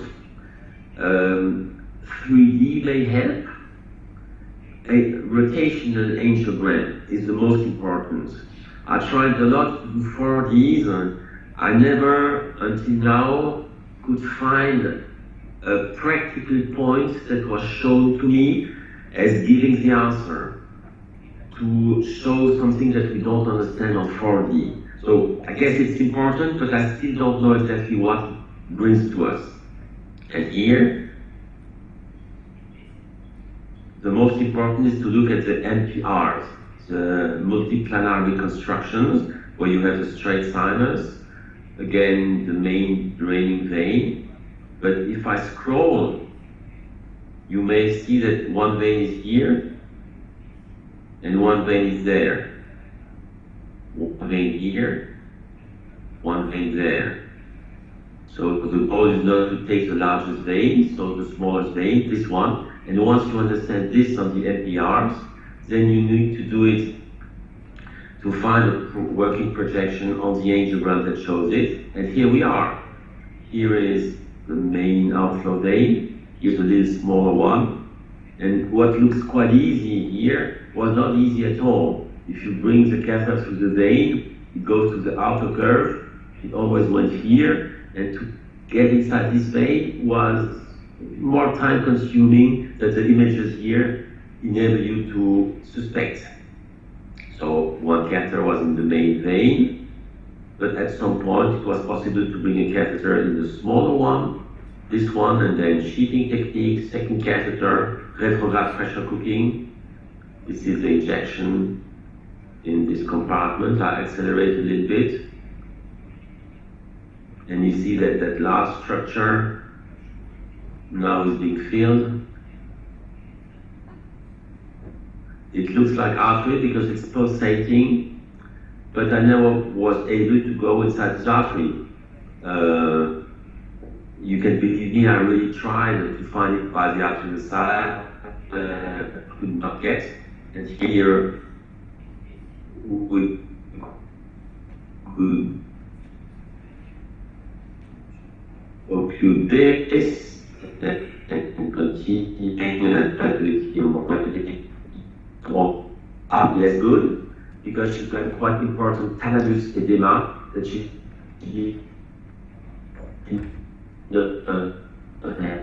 before. So it's a very important distinction that you can find on the MR where now the AVM is reduced to this. So she went to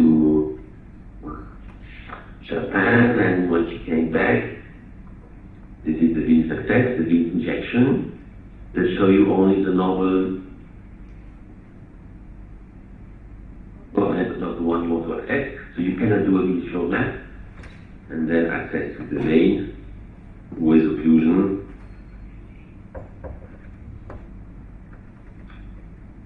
Of the curative. So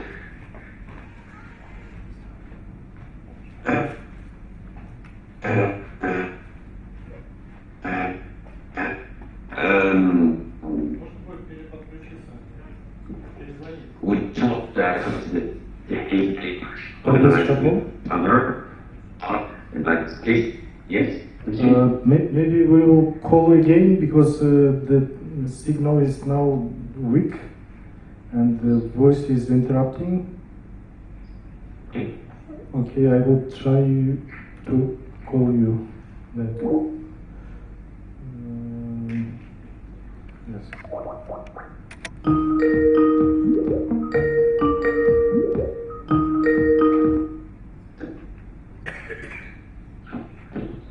Professor Chapeau?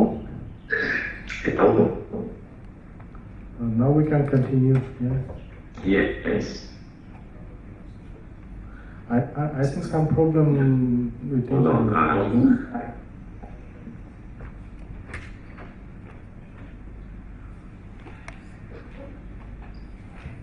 Hello, is it okay? Yes.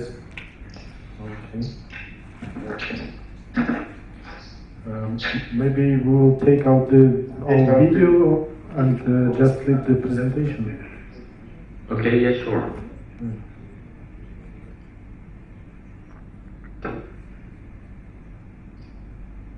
So, do you have now the presentation? Not yet. Is this better? The voice is better. Okay, do you see the presentation? Now, yes. Okay, you have the slides. Okay, I continue. Tell me if it's fine. Okay? Yes, it's fine. It's fine. Good. So we saw that there are different ways how the veins are connected together. One important thing how to understand how these veins are is to look at the veins when a microcatheter is placed in the arteries. And again, the typical aspect of the AVM was everything is superimposed, so you don't understand a lot. You may see the veins, but you don't really understand how they are connected. After first transarterial, second transarterial, the AVM is more reduced. You progressively lose ability to embolize through the arteries, and if you do a lot through the arteries in this location, the patient will have clinical impairment. So we still continue the arterial, but now we cannot do more, we just have the veins. And here's the rotation angiogram. I think this is probably an advantage of the Siemens system with regard to the Philips, where rotation angiogram provide you with subtracted images. And the more you look at it, the more you realize that there's a vein here. You see this vein, this probably is the main vein. Here you see it.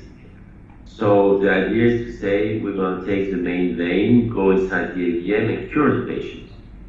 But when we use a selective injection through the arteries, you know that if you embolize from here, you're not going to cure.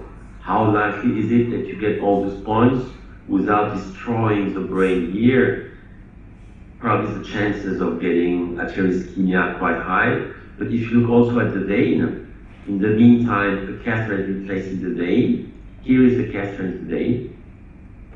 But you see that here we put another outflow vein that joins here. So definitely there are two different veins joining together, which was quite difficult to understand before. In retrospect, you can understand, but before it was hard. So now that you understood this, you can take another catheter and go inside the other vein. And this is what we did here. And we went into the vein. I just want to show you the venous injection that you can see simultaneously on AP and on lateral. Now it starts to go down, The shunts are located somewhere here, and you see that you're occluding the whole, I would say, primary vein. Now it just hits some arteries. So here it's the point where certainly we'll have to stop. Otherwise we produce ischemia if we over-embolize on the arterial side. But if you compare this picture to this, you see that it matches. So from the vein we could obtain all this, and we could realize that there is another vein due to our microcatheter in the artery. And this led to cure of the patient. I mean, we had a couple of other things to do, but finally we could obtain a cure. So, most important thing when doing venous is to understand where these bifurcations are. Where is this bifurcation? This one and this one. Because if we embolize, and even by using pressure cooker, if we put the limit not here but there, we may embolize a lot. But we won't embolize, we will block the outflow of the vein here, and blocking the outflow of the vein here will induce hemorrhage.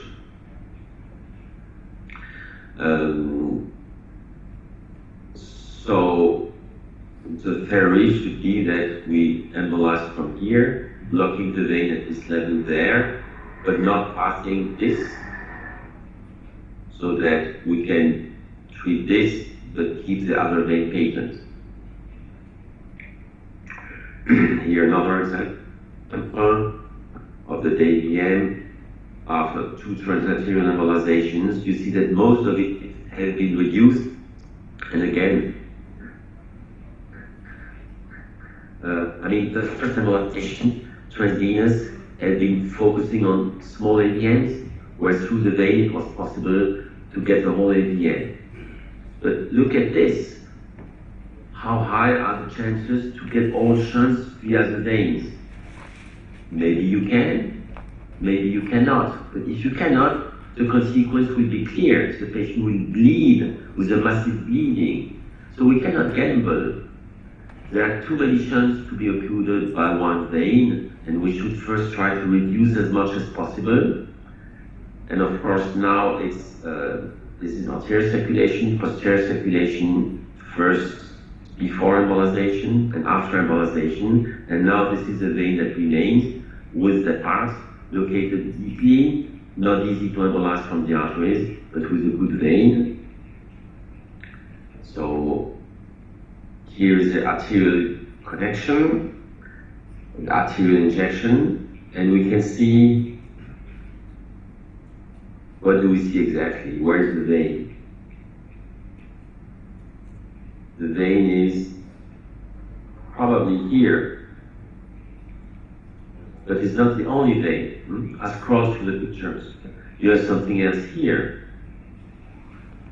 So there's something else here. This is the segmental vein joining the main vein here. So if we look at the microcatheter injection, we see that this compartment drains through this primary vein, which could be occluded. Here we occlude the arteries. We occlude also the vein. During injection, as we had realized this, we stopped here. And then I would say, if you have the tree of an AVM, what we just treated was this here. This was a little branch that we should not miss. And if we block, go here, block the rest of the AVM and don't care of this, then we have a problem. And after occlusion of that little compartment, you can see very clearly now the main vein going up there with the residual part of the AVM. So access to this vein was a nightmare because there was no good access from here. So we had to go through an anastomotic vein from the deep circulation, taking this course, reaching the main vein, getting down through the vein, and a straight sinus, connection between deep circulation and cortex to go down to the vein. So sometimes it's a bit tricky because you have to go through the vein on small structures. But once the catheter is here you can see the tip at the origin of the vein. You have the retrograde venous injection, which now goes to the remaining shunts.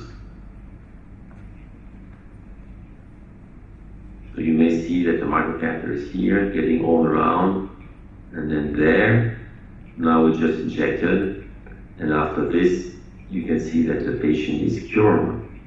The anterior and the posterior circulation, there are no shunts that remain. But definitely, I don't know what would have happened if we wouldn't have taken control of the other compartment with the primary vein located at that level. So,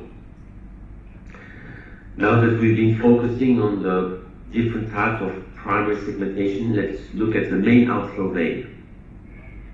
And there is one very interesting feature, which is that most AVM have got a single main outflow vein. And this is also an understanding that you can only get because of doing transvenous embolizations, and which is very different from what neurosurgeons see when open surgery is done. During open surgery, you see a lot of veins around, but all those veins don't have the same importance. And finally, after saying that there's only one vein, you must probably realize that the veins are not unique, but are a network, which means how many ends does a vein have? Is the vein arising from somewhere and getting out to the sinus, or is the vein draining in both directions? And the answer is the veins are like bananas.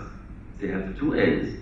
They can continue to drain in two directions. Even if you see this typical picture with the AVM, the outflow vein, where if you look here, you would say it's a unique vein. But look into details. Look cautiously into details. Is there only one vein, or do you see another one? Definitely there's something else. So are there one vein or are there two veins? One is here, one is there. So now you see more precisely, you see that there's a second vein. Here you see very well. AVM has been reduced by the artery. Here is the vein getting out, but you see another vein here. One here, one there. And question, are there two outflow veins? Or it is just one and the veins are connected? And the answer is, if you navigate through the little vein that is the one coming from the superior petrosal sinus, crossing the midline. And if you go beyond this, and if you join the other vein, you see that they are connected, because now we came from one and we're in the other one.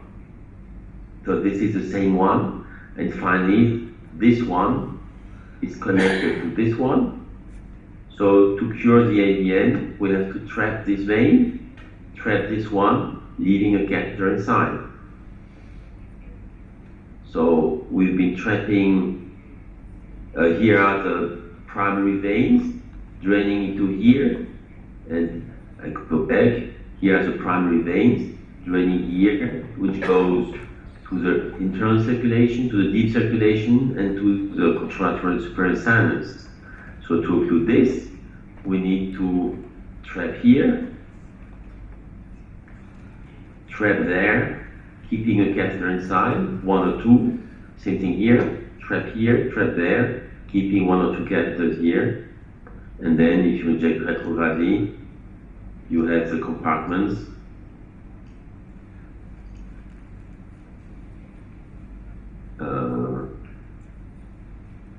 And you see that you can cure the AVN this way.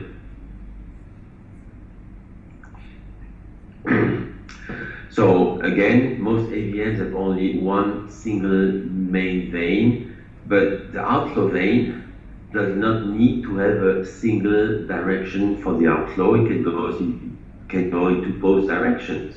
Look here, this is another patient. I treated her 6 months ago. She first bled in 2007 of this AVN, which you hardly can see, very small structure. She received radiosurgery. In 2016, she had some control, showing that the AVN is still there, where someone who probably is not so much interested in the angio architecture told her, I'm going to operate. He put a clip here on the vein, and of course the AVN is unchanged because of the clip on the vein. You only see that this vein that was straight now has got a U-turn at the level of the clip. You see the vein now makes a U-turn, before it was straight. So we look again at the AVN, and the question now is raised, how many veins do you see? How many veins? So this one is obvious, the deep one. But if you look more, you see that deep one, you see here. But you may see something there too. So again, we have to look at the 3D several times. We look at the 3D several times. And then we may realize that you have one vein here, a second one there, and a third one here. The third one here, this one appeared after the patient received a clip on a vein. So the clip on a vein is a clip in a venous network. It absolutely doesn't make any sense. It just changes the outflow of the other veins. And now we have 3 veins. So this AVN has 3 outflow veins. But I just said that there is 1 outflow vein. So what is the difference? And by putting a catheter in the vein, you see that we've been going up here. If we inject from there, we see vein number 2, which means that the main draining vein of the AVN is somewhere in between. I missed it here. And if you look carefully, you may see that alongside this vein, there are here 2, 1 and the second one. This is the main vein of drainage of the AVN that then goes into this vein and that one. And of course, there's still this one that appeared after the venous clipping. So again, treatment, trapping the vein distally, proximally, and then the retrograde injection that enables to have the main vein and the AVN. And a little later, due to veno-venous anastomosis, we could even get the other one.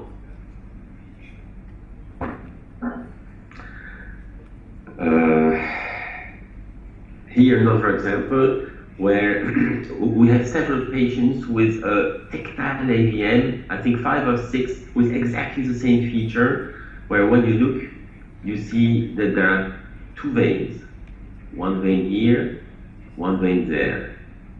The first time I saw this feature, I went with a catheter inside this vein and with a second catheter inside this vein.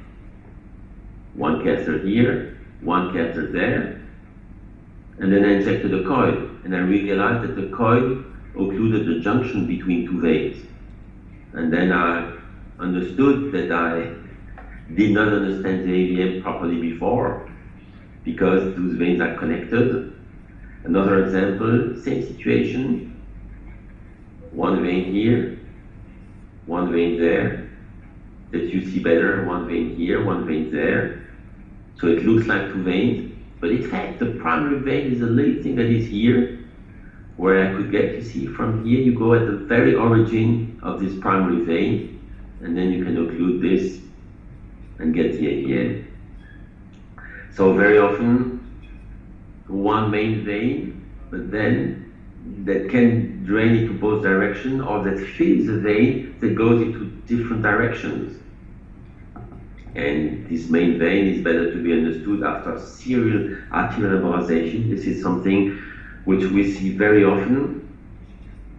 Here is a large frontal AVM. Can you understand the veins? Maybe, but it's not so easy. But while you embolize here after 5 transarterial embolization, now it becomes very obvious. Now you have one vein that is here. This is before, this is now. Now you see the vein. It's just like if you have a tree, and if you take all the leaves off, then you see where the veins are. So transarterial embolization very often is more arterial than venous, and takes the leaves off so that after you see the stems and the branches, and you can better analyze this venous angular architecture. And now, of course, we went back there and occluded retrograded and cured this AVN. What is here? This is another example. This insular AVMs. Insular AVMs are not easy to treat usually, no, but it's more frontal. But frontal and insular, from the right carotid, left carotid, you still see the main veins. Not such a good example, but look after transarterial embolization, the vein becomes very obvious, and you don't understand what's going on. After, you see that there is no dilution in the vein, and you see that the branches that remains are those branches getting to the main vein that was accessed by the vein until cure. So again, venous drainage, you have the venous segmentation inside the AVN, which is a converging venous system, the main vein, and then you have, after the main vein, very often numerous congestive veins. And the congestive veins are, in my opinion, a diverging venous system.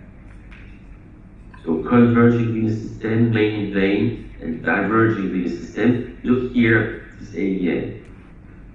Look at the veins. Here are many primary veins coming together to that main vein. But look at your main vein. It splits into, here's the first division, with this vein joining a temporal vein. Then it continues. Here's the second division, again temporal vein, continuing here. And then this vein here was another division that you don't see on this picture. So if you do open surgery, you will say there are a lot of veins. If you do endovascular, if you analyze the picture, you will say, if I occlude this vein and leave some shunts open, then the patient will bleed. There is one simple main draining vein. Same game. Here's this AVN, which is not so easy as you can see on the lateral view, because if you look at AP, it has an important extension in the deep part. And if you look at the veins, how many veins do you see? 1, and 2. 1 and 2. That you can even better see here. Here's obvious one vein and a second vein. But when you go, which vein do you need to catheterize to get access to the AVM? I don't know. There's no way to say. So I took 2 catheters, trying this one and trying this one. And now I'm on the way through this one, through this one. One is here, one is there. And here you may see, here is the course. The vein becomes very difficult. That was not easy, only a magic could do it. Other catheters don't do. Here is the other vein. And here it became difficult. I first could not pass this point. I did not understand, did not want to force it. But getting with the magic here, I continued and I reached this point. And when I was there, injection from here showed both veins. So finally it was possible to bring both there and then pressure cooking. But we showed that you have a common trunk and very rapidly a diverging system with one vein here and one vein there. And interestingly, this diverging system comes together a little later on the course. So the venous injection from the microcatheter enables to see those multiple veins. So it's only when you navigate in the vein and when you inject through the vein that you will be able to see the multiple veins. Injection from here showed this vein and showed that vein. Okay, yes, here we continue. And both catheters in place, pressure cooking, glue, squid 12, and cure.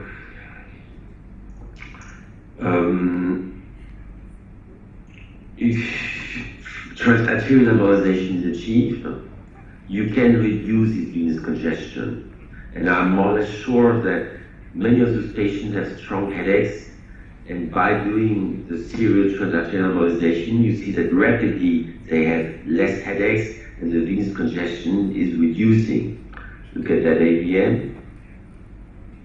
There are different veins and many veins all around. After some transarterial embolization, you see now this vein and this vein much better. This is after arterial, before arterial. And you see that all those veins here are purely congested veins that disappeared once the pressure in the AVM is not the same anymore. So here you identify the main vein, and here navigation was achieved through this temporal vein, joining the deep circulation, joining the deep vein, getting to the core of the AVM with one catheter, with the second catheter, pressure cooking, a retrograde injection, and cure of this AVM. And now that we've been considering that you have a venous segmentation inside the so-called nidus, the main vein, and then beyond the main vein, a congestive venous system, you may mix all these features in AVMs, which means sometimes the congestive veins come from the main vein inside the nidus, and this makes it difficult. Here you have the AVM with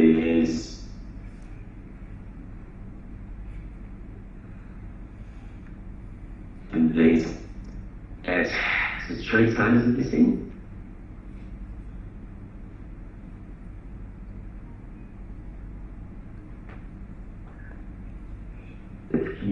Because the veins are very much relieved in the AVM, and I did not find any publication on this.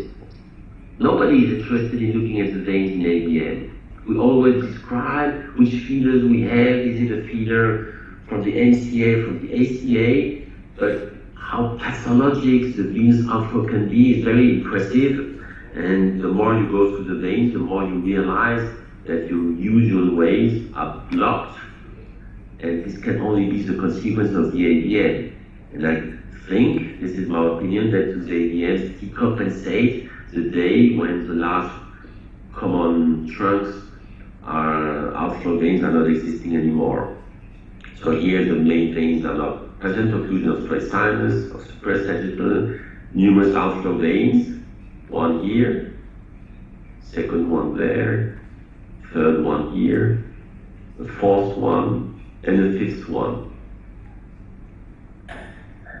So we recanalized the suprasagittal sinus, then I went through that vein here, and interestingly, when I went through that vein here, when I was deep away enough, I could inject not only this vein, but the other one too.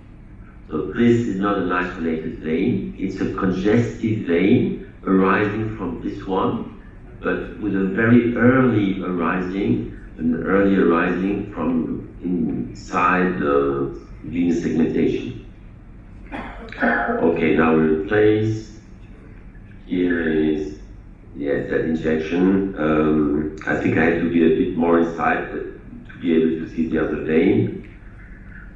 And then transarterial, transvenous treatment simultaneously. Yes, here you can see during the transvenous injection, very early, it goes through this one, but also through the other one. You see that here is the venous bifurcation for both outflow veins.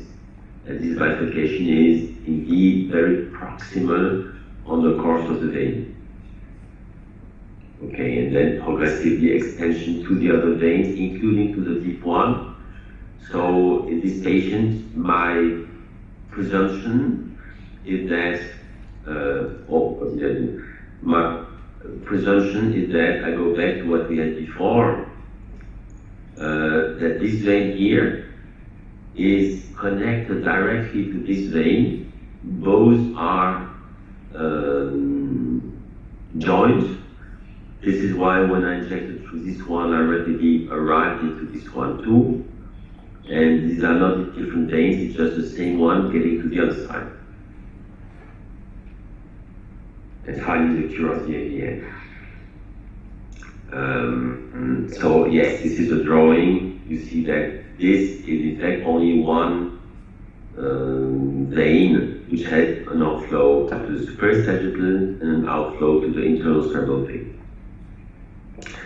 Now let's look into the situation where potentially there is not only one deep vein. After explaining that most patients, I only see one deep vein, one main vein, I get that there are some situations where indeed it's different.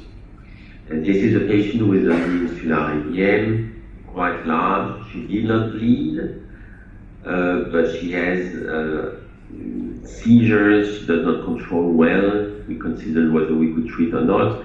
First transarterial, when we went through the nidus to occlude first the feeders on the other side. This is after first transarterial. And now, there is no accessible direct feeder anymore. We lost all good arterial access, even if the AVM is not small anymore. So we have to focus on what remains. And what remains is the posterior cerebral artery that at some point gives an artery going retrogradely back to the AVM.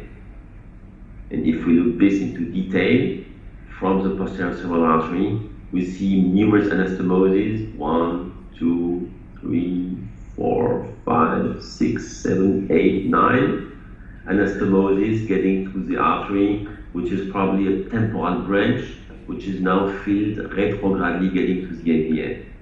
So the question, which one can you take? And you have to attempt each one before you can get one, and then progressively advance. And now we progress through the anastomoses in the temporal branch. We're almost there. And here's a good situation where you can embolize. The problem is, if you embolize from here, what will you do? You have magic.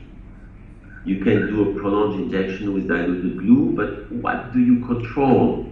You can stop the heart rate, so you can inject more, but you cannot do a prolonged injection over 10, 15, 20, 30 minutes. You cannot trap the catheter, otherwise you cannot take it out.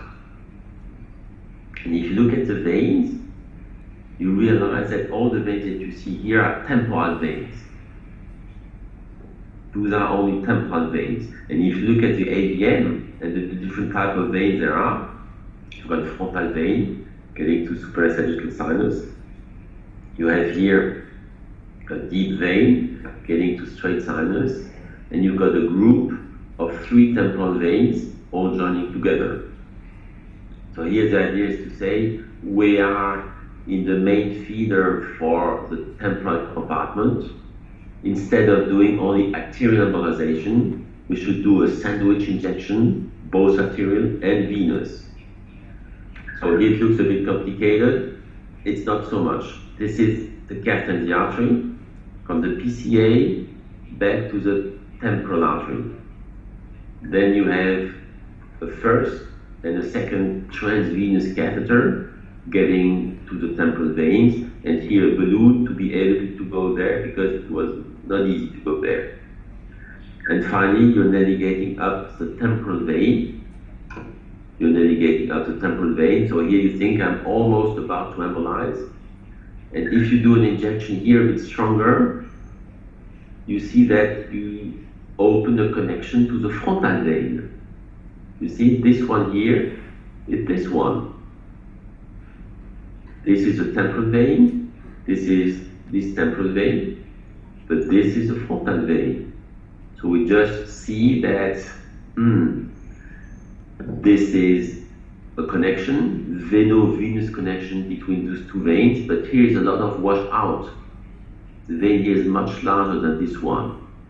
So during the venous navigation, we may get aware of those connections, and as long as we're aware of them, we can control them, which means this was not a reason not to embolize, but first you occlude this connection, and once this is coiled, stay here, retrograde pressure cooker, coil is to create, and then injection from there to the AVM, and as soon as the onyx goes here, you have to stop, and then it continues to go to the temporal compartment together with the arterial injection, enabling to treat most of the temporal compartments. And then the patient came back a couple of months later with a frontal compartment through this vein that was quite uncomplicated to navigate, arriving here. And here you see again venous segmentation, one here, one there. So you need to put one catheter here, one catheter there. Then coiling of both arms, but mostly of the junction. Both catheters are 2 long Apollos with a 5 centimeter tip. And then you can embolize retrogradely, doing all the frontal part. And now the AVM is not completely done, mostly, but you still have a venous, deep draining system. So she came back a bit later for the 3rd transvenous. And for the 3rd transvenous, the way to use was this way. And again, pressure cooking, getting that small remnant up to there. And finally, the AVM strong. To conclude this, nidus is, in my opinion, something which is, from the principle, much more simple than what we draw. It's only veins getting together. It's a venous segmentation made of a convergent venous system, all the primary veins getting into the main vein, and once it reaches the main vein, you have a diverging system due to venous congestion, due to excessive pressure, which is not, of course, the goal of what we must treat. Our main goal of treatment are the primary veins and the main vein.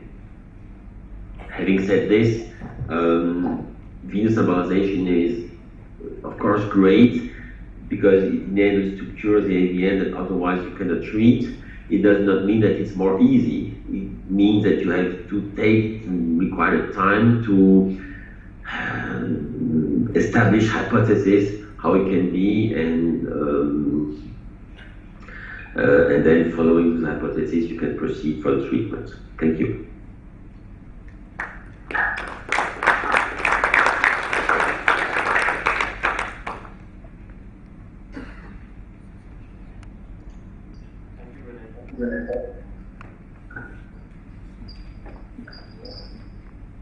Thank you, Rene. Can you hear us? Yes, very good. Yeah.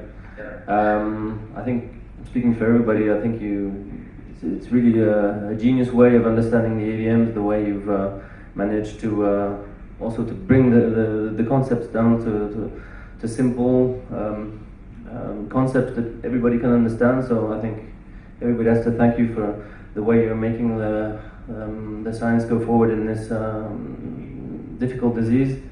I think I actually have a question, because Hans Henkes showed yesterday a presentation where he uses a systole of about 20 seconds when he injects adenosine. Do you think that's something that's also useful when you embolize transvenously?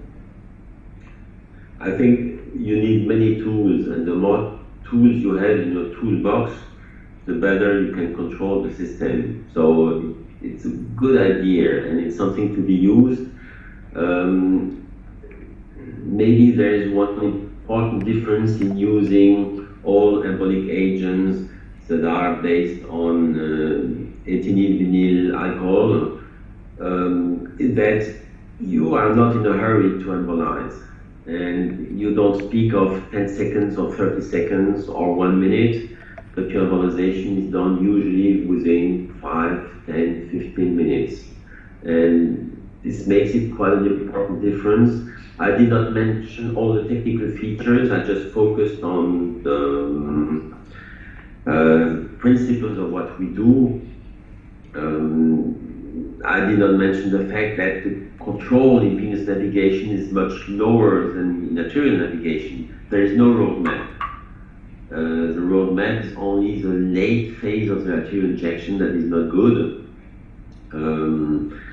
And for me, the most important point to reduce the flow, because it helps to reduce the flow, is to reduce the blood pressure. So having the blood pressure of 0 is something great, but it's not very long. If you reduce the blood pressure to systolic 60, between 55 and 60, our anesthesiologists train intensively to have this blood pressure putting down, and it's another way to not to have too much flow and to control what you do. So this enables to have it for a longer time, which I rather need. But I think that everybody has to adapt the way of doing to his own way of treatment. If you do short-term injection, it's enough. If you do long-term injection, it's not enough. Yeah, thanks. I was thinking about the plugging. You know, when you do the initial plugging with a histoacryl, just to make sure that you control this step really nicely with maybe a systole. So maybe you don't need it repeatedly, but maybe at this point where it's very important to have this initial plug, it could have it could play an important role, no? Yeah, definitely. Now there are different ways to create a systole. Either you use adenosine, as Hans does. You may do cardiac pacing, what is being done by Adnan, where you increase a lot the heart rate, of course artificially. I don't know how those techniques combine with the induced low blood pressure. I'm not sure that you can combine it so easily. But maybe there's a way. I mean, we need also our anesthesiologists to be inventive, to find something to do.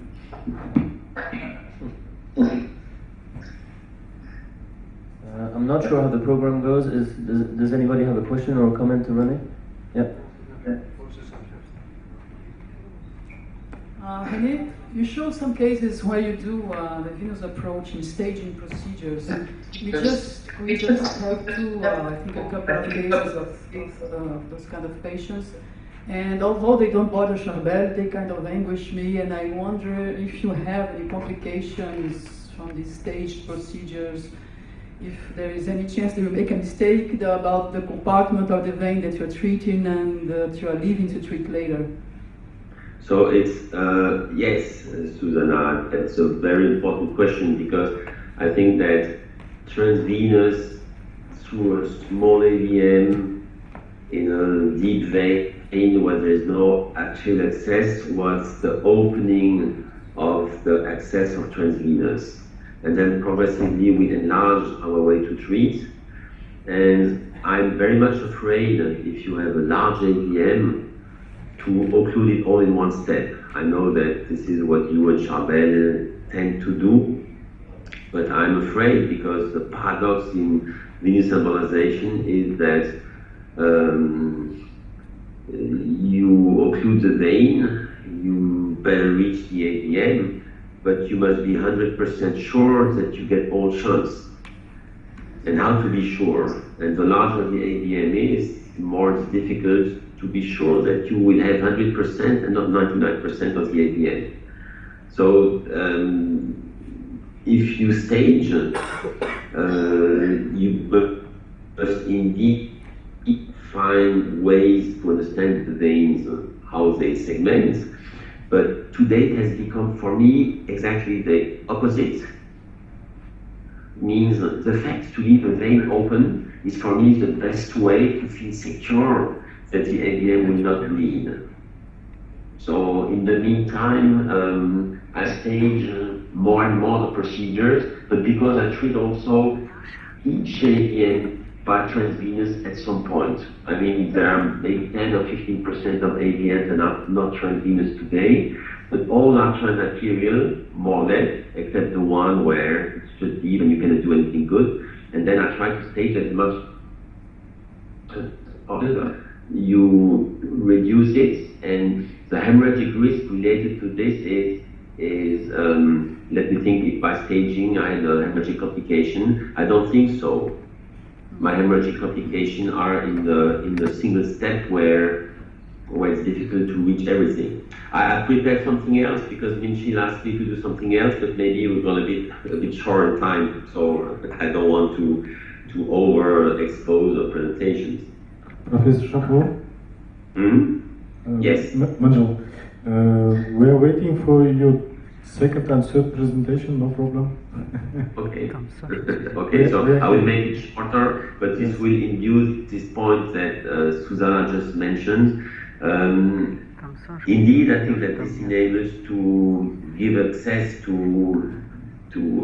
all AVMs and to the one that otherwise you wouldn't go on. There was one more question here from Jose.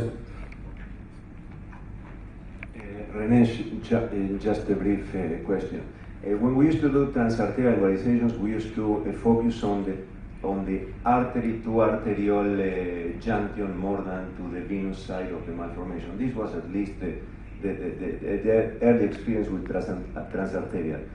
When you define the nidus as venous segmentation, it seems to me that you're focusing on the primary veins and the junction between the veins and the venules, leaving this nidal or classic nidus a little bit like safe if we occlude the veins and the venules. Is this the message, or are we not focusing in the second half of the problem, leaving the first part like non-relevant?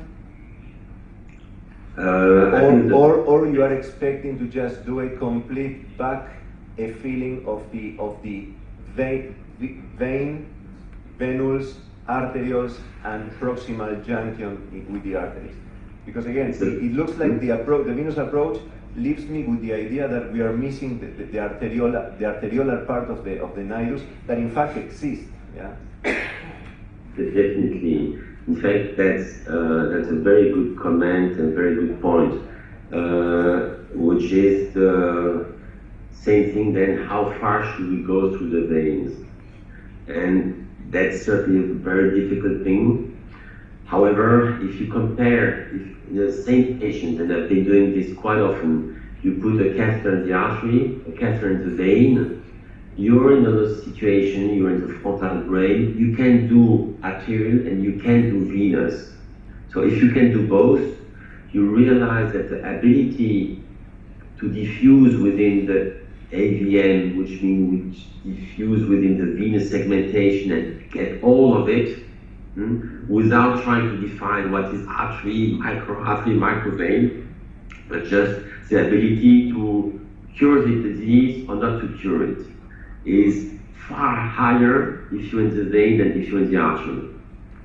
If you're in the artery, when you inject, you of course reach the vein, we know this very good, but if you're in the vein, if you think of this venous segmentation, you will go downstream. You will go down from a small vein to a larger vein, to an even larger vein, and then if you want to have the rest of the AVM, you expect that at some point you will either open other microanastomoses, or you will go at some point from the large vein back to the smaller veins. So you have to have a very long pass from your microcatheter, from the arteries to the vein, and then from the vein back from the small vein to the large, and then from the large to the other small veins. And this road is much more difficult than if your catheter is in the vein, and from there widespread inside. But indeed, if you under-embolize the vein, you will have problems. And so venous embolization is not just the easy solution, because the way to handle AVMs is very different according to different operators. But AVMs are difficult and dangerous, and if Arubas tells us to stop to treat AVMs, it's because our usual results are not as good as what we think. And the usual way to feel secure in embolizing AVM is to go through the artery and to continue up to the point where either you have reflux and then you don't control your reflux and to stop. So I would say this is the lowest level, where you just do a little bit and there's reflux, you cannot control the reflux, you stop. If you do more, if you can control your reflux, if you inject more, you'll be able to reach others, but still, you start to go to the main vein, you say this is dangerous, and you stop, and finally, as soon as you don't understand the AVM anymore, then embolization is stopped. So in the arterial embolization, you can always stop to proceed, and usually when you stop, you miss a part of the AVM, but at least you avoid complications. And in the vein, it's just the contrary. Once you start to do the AVM, you have to finish. You have to do it all, and you're obliged to.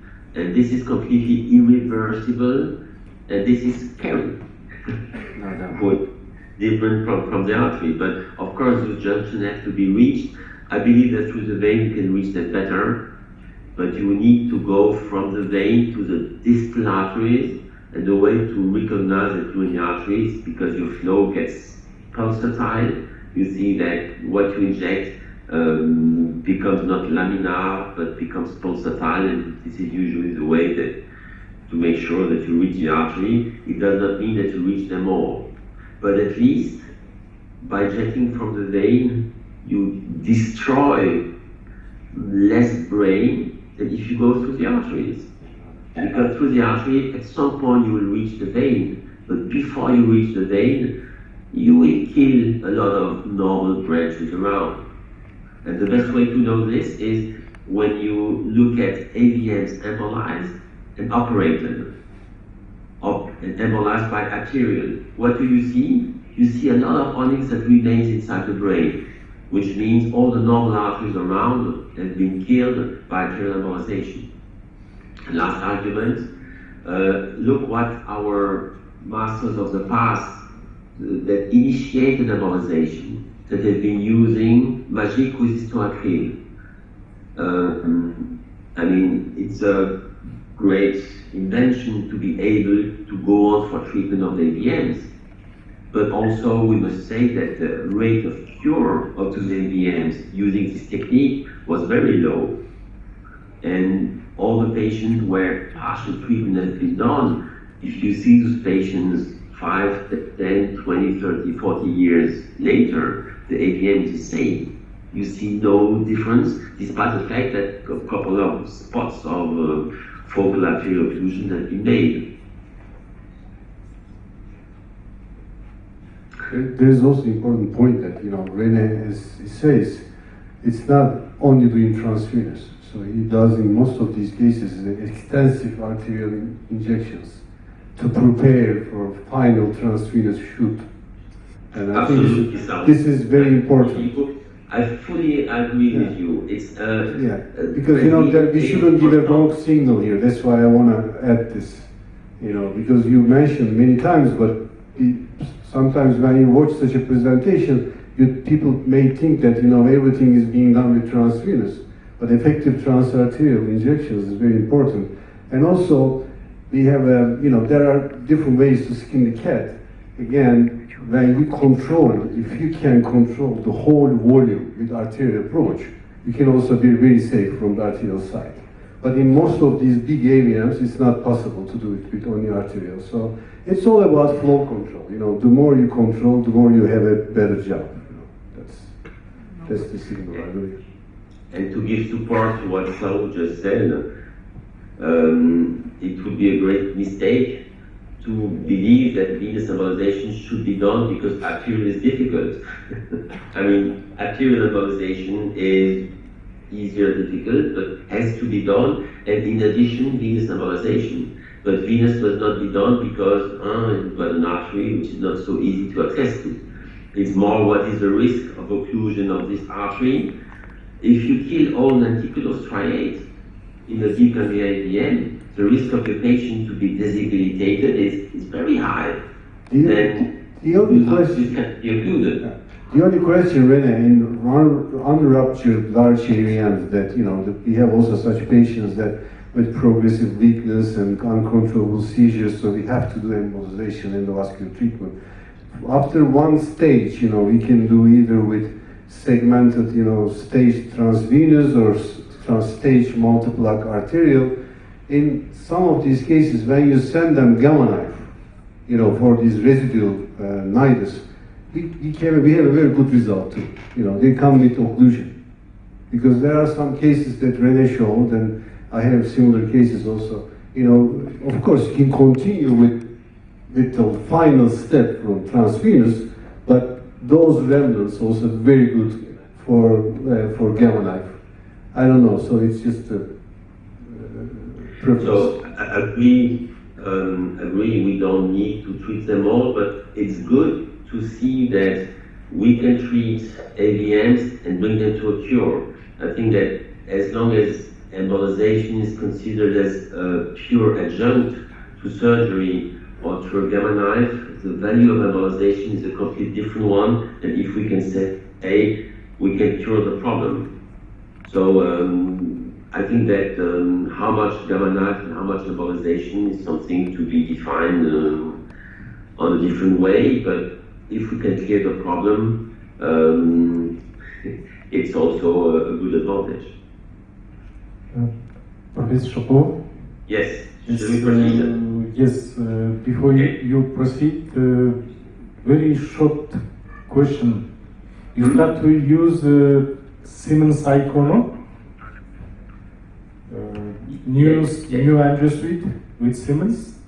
Yes, absolutely. We have Siemens Icono since beginning of February, and some of the pictures here are produced from the Icono. I will try to show them now in the presentations which one are where we see the advantage. Okay. Good.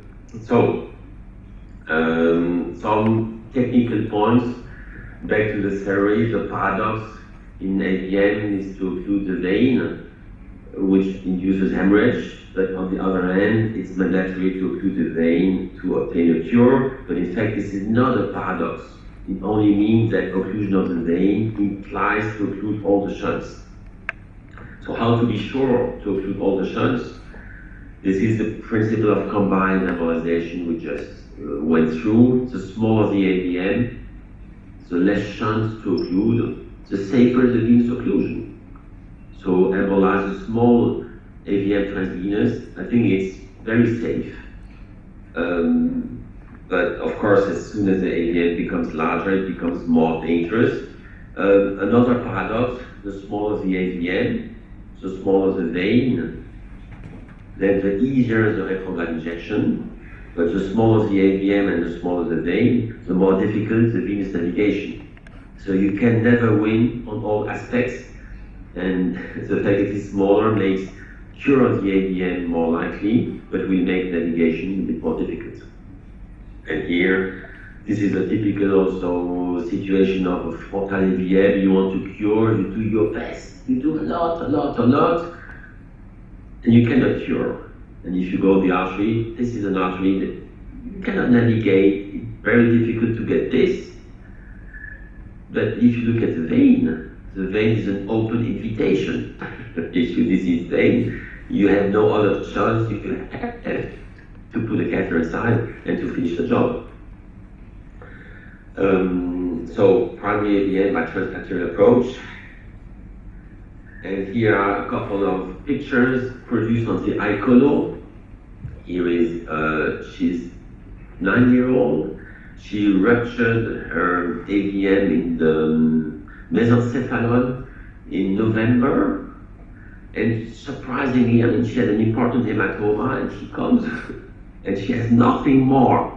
She has no residual sequelae. She's perfectly good, but she has this AVM that bled, with the question what to do for her.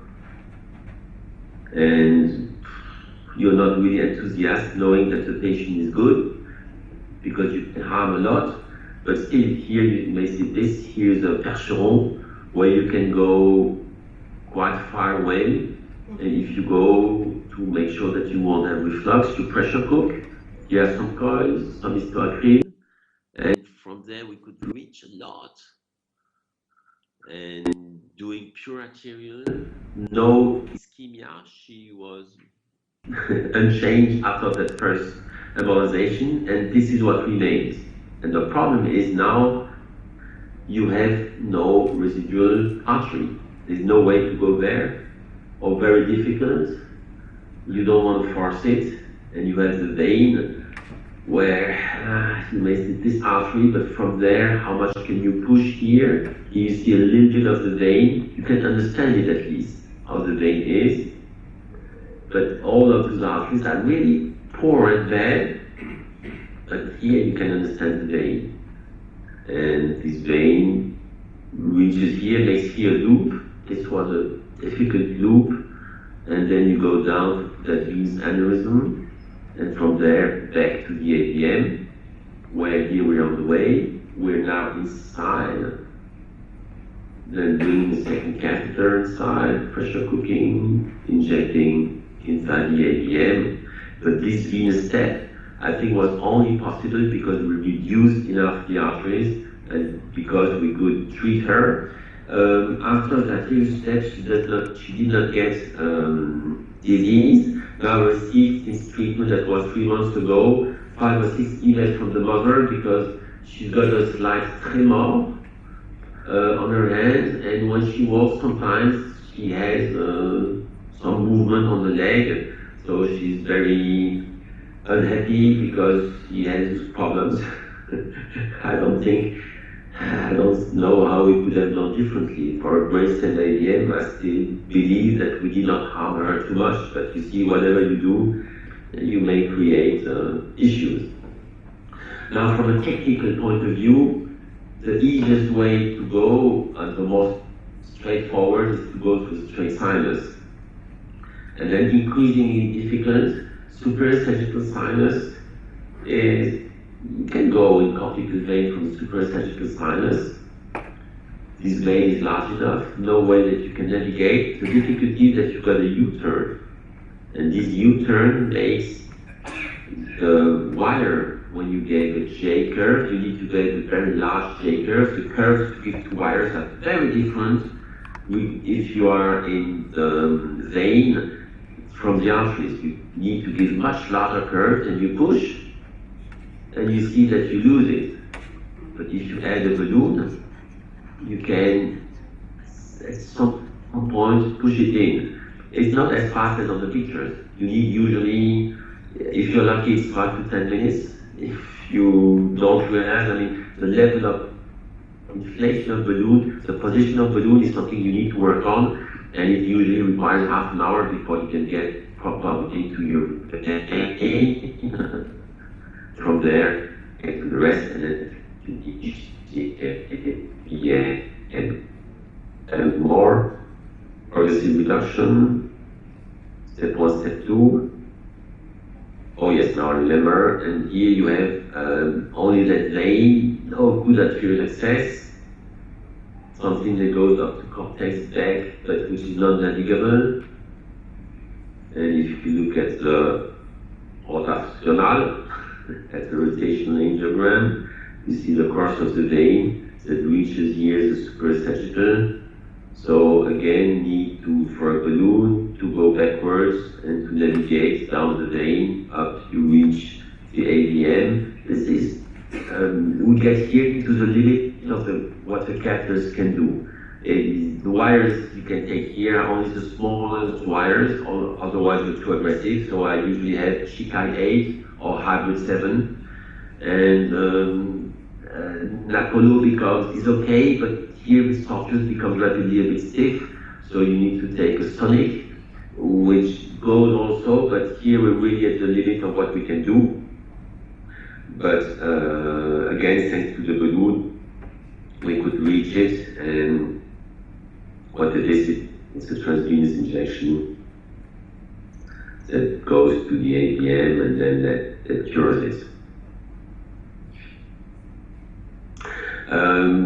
After straight sinus and suprasagittal, the transverse sinus is more difficult to access to veins from the transverse sinus than from the suprasagittal. And here, this is functional territory. You cannot go up to the shunts. This patient has HHT, radiovascular or hemorrhagic hereditary telangiectasia. He bled. In fact, he re-bled. I already treated this patient 3 times from 3 different AVMs. He was cured. He developed another one. He came with a bleeding. There was an arterial attempt that killed some brain, but not the AVM. And then you have to go to this. And here from the sinus it's difficult because the access to the cortical vein requires to have an intermediate catheter. I take usually 4 or 5 diagnostic catheters that you need to overcurve before you can get access to that vein. And if you have an intermediate catheter, you can use only a single microcatheter and not 2. So no pressure cooking here, the vein is small, so it was possible to get access. In some situations, you want to preserve the cortical vein and you need to get selectively to the sulcal vein. You get this AVM here. This AVM here goes to a large temporal vein. And if you look more into details, first you need to go to there. And something I do more and more in this kind of situation, if you leave your guiding outside, as soon as you've got some difficulties here, your microcatheter will make a loop. If you take an intermediate catheter, you just can take 1 microcatheter, not 2 or 3. Here we need at least 3 to get access to the AVM. So I use a combination of 7F Fubuki and then Impress 5F, Terumo 35. I go with the Terumo in the cortical vein. Oh, here we can see it. Okay, so I will leave the small video. I mean, it's not very difficult, but you see, this is still not so easy to make this chicane. And the microcatheter did not do it. I mean, I had to change to Terumo because the microcatheter does not do it. Here you can accelerate. At some point you go around. Once you're in, you bring the 5F. And then you want to bring the 7F inside. And it's difficult to bring the 7F, so you take this wire out, take an exchange 14 wire, bring the impress out, and then take a coronary balloon. And the fact to have a coronary balloon here, take a 3 millimeter, it takes the folds here, the dura folds off, you inflate it to the size of the guiding, and this way you can push the guiding inside the cortical vein. Here I hope that you could see that the guiding was initially here, and then you bring it inside the vein. And this you can only do in conjunction with a coral balloon. And once you're in place, now you can start to focus on the AVM. And the AVM is of course here, draining to this large vein of Labé. But the problem is that this vein of Labé continues. I mean, this is an en passage vein. You cannot just block the vein here, otherwise you block a lot of more veins. How much are you allowed to do so? And there's a sulcal vein reaching this vein of Labé, which access is difficult. Here's a magic with a cement shape, and this is at tent number, I don't know, 25, where finally I managed to go in. But despite this, I cannot continue. So this is a kind of situation where here's a sulcal vein, here's a vein of Labé you want to keep, where you need to take in addition a Comaneci, like we do with the MCA to get access to the lenticular striate. Here's a Comaneci in the temporal vein in order to be able to get access to that sulcal vein. And maybe you see now that the Comaneci is inflated, you can go in, same thing here. And here, in fact, we had already one catheter with the Comaneci. We'll bring the second one. Now that both are in place, we're able to do the embolization. So, Comaneci in vein of Labé, both catheters in the vein of drainage of the AVM, and then the retrograde injection, showing again the venous segmentation, which enables to cure the AVM, to occlude up to there. Sometimes you may have some onyx or histoacryl there that you take out together with the Comaneci. And the more interesting here is after not only cure of the AVM, but you see also that the vein is patent and all the anterior part of the vein has been kept open. So I had, this is not frequent, but I had 3 patients like this where I had to use an additional device in the cortical vein. Getting through the cavernous sinus is also very painful. I showed in the other presentation that man who ruptured his mesencephalon AVM, and usually when you go through the cavernous sinus, you spend a lot of time, and it's definitely difficult. So navigation from the inferior petrosal through the cavernous to the outflow vein of the AVM takes too much time. We're missing probably the adapted material. Venous anastomosis, I showed a couple of examples. This one I treated this week, Tuesday or Wednesday, I don't remember. She bled 3 years ago. She was treated in another place with I think a nice treatment. They occluded most of the AVM. She had, after initial bleeding, complete hemiplegia. She's 25-year-old, and she re-bled 3 years later with a very important bleeding, and we waited for the hematoma to resolve, and now we have this AVM draining through those primary veins, 1 and 2, joining the internal cerebral vein, and again here, occlusion of the straight sinus, and this goes through anastomosis, joining here, getting above and reaching the supraesophageal. So the occlusion of the straight sinus was old. He had not tried to recanalize, but I went through that vein with the first catheter. We know here we're on the way.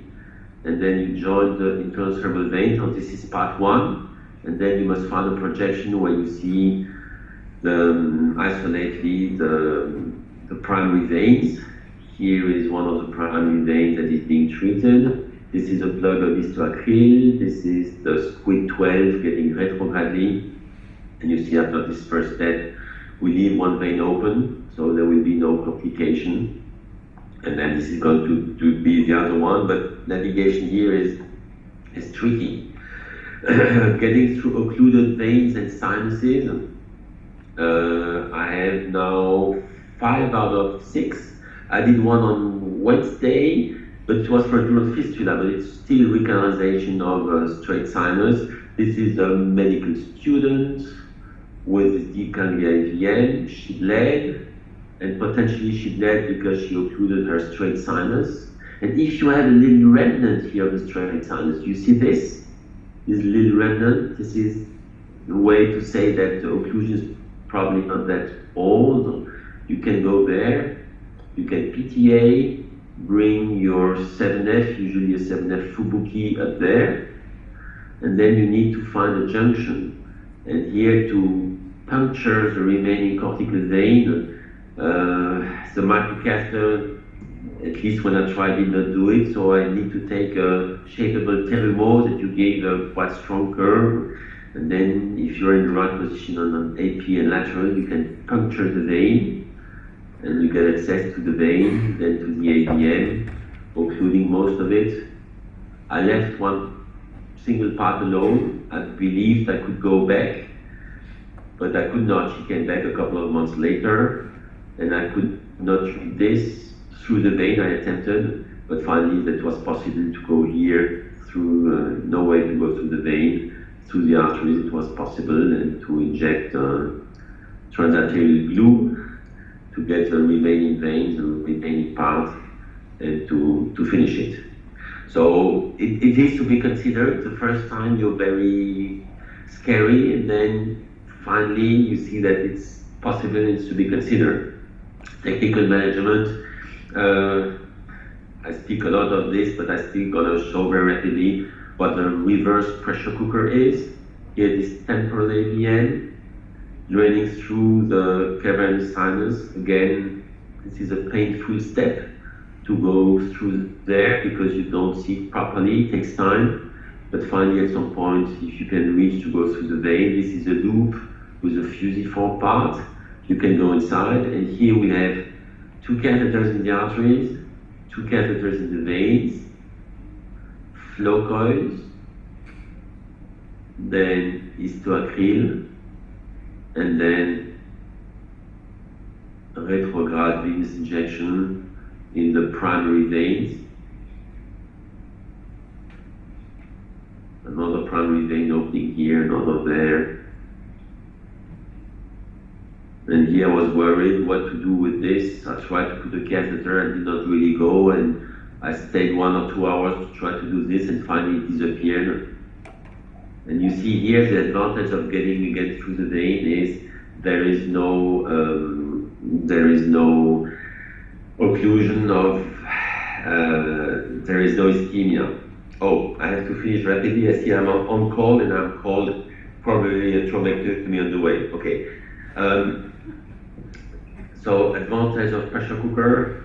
Oh no, excuse me. Ja, ich melde mich in 2 Minuten, okay? Ist das klar? Ist das klar? Ne? Okay, ich melde mich gleich. Okay, ja, tschüss. Okay, so the drawback, you need to use 2 microcatheters, so you need at least a 7F guiding. You cannot use intermediate catheters, so these are clear drawbacks. The advantage is that you can control your venous occlusion. And today, nobody knows how much vein we can occlude. What do we know how much we can occlude? And in fact, the more you go transvenous, the more you realize that you may have edema due to venous occlusion, because the vein that you occlude may also be used by the brain to drain by the brain. So the less you occlude veins, and the better it is. So that's why controlling somehow the length of venous occlusion is important. Point 1. But point 2, the viscosity is certainly something important to consider. And if you can do a plug with whatever you want, whether it's a balloon, whether it's a pressure cooker, if you can use a plug, you can reduce the viscosity of your embolic agent. You can use either Squid 12. Now we're evaluating also the ability for fill low viscosity. And the lower the viscosity, the more you can access. The more you can access, the less risk of leaving a small shunt open that will bleed.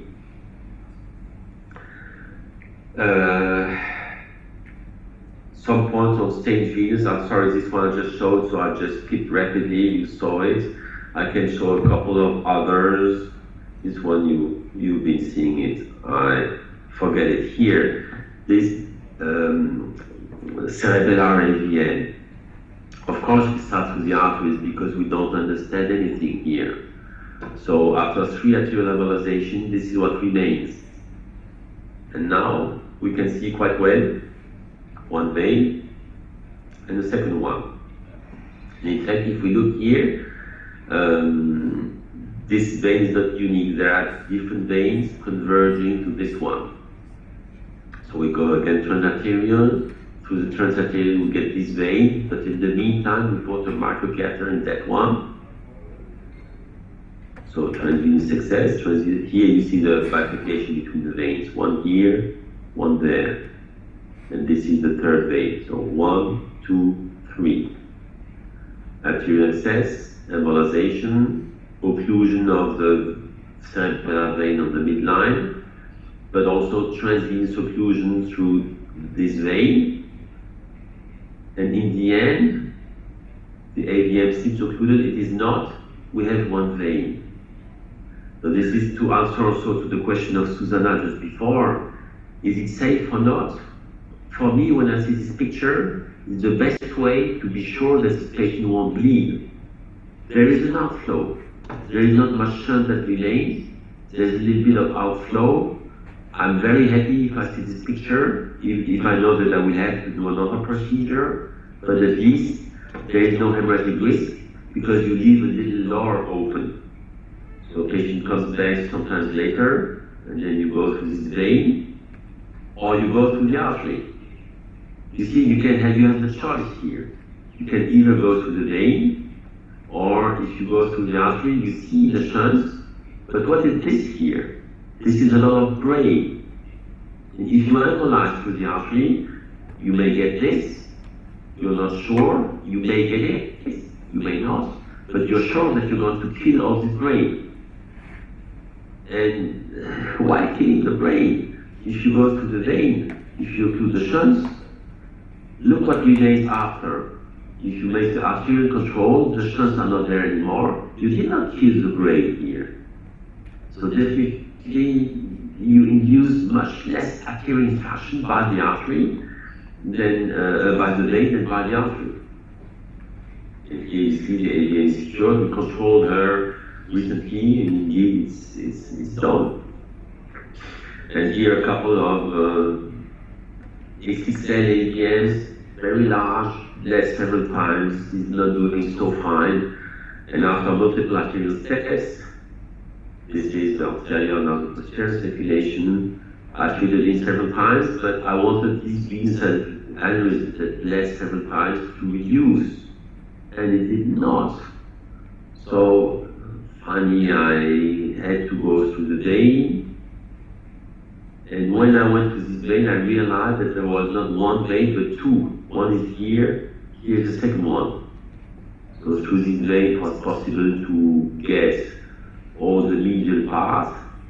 And 3 months later, the second transvenous getting here, filling the rest of the AVN, this path. And after 2 steps, he was cured. This is 4 days after the second transvenous. This is a patient I finished him last week. Large AVN. He bled. He has the compartment from the anterior. This is from the MCAA. This is from the posterior, where again you go to anterior compartment, first step anterior compartment, second step arterial compartment from the MCA, extensive embolization, third step from the PCA. But now that you've done all your best by the arteries, this is what remains.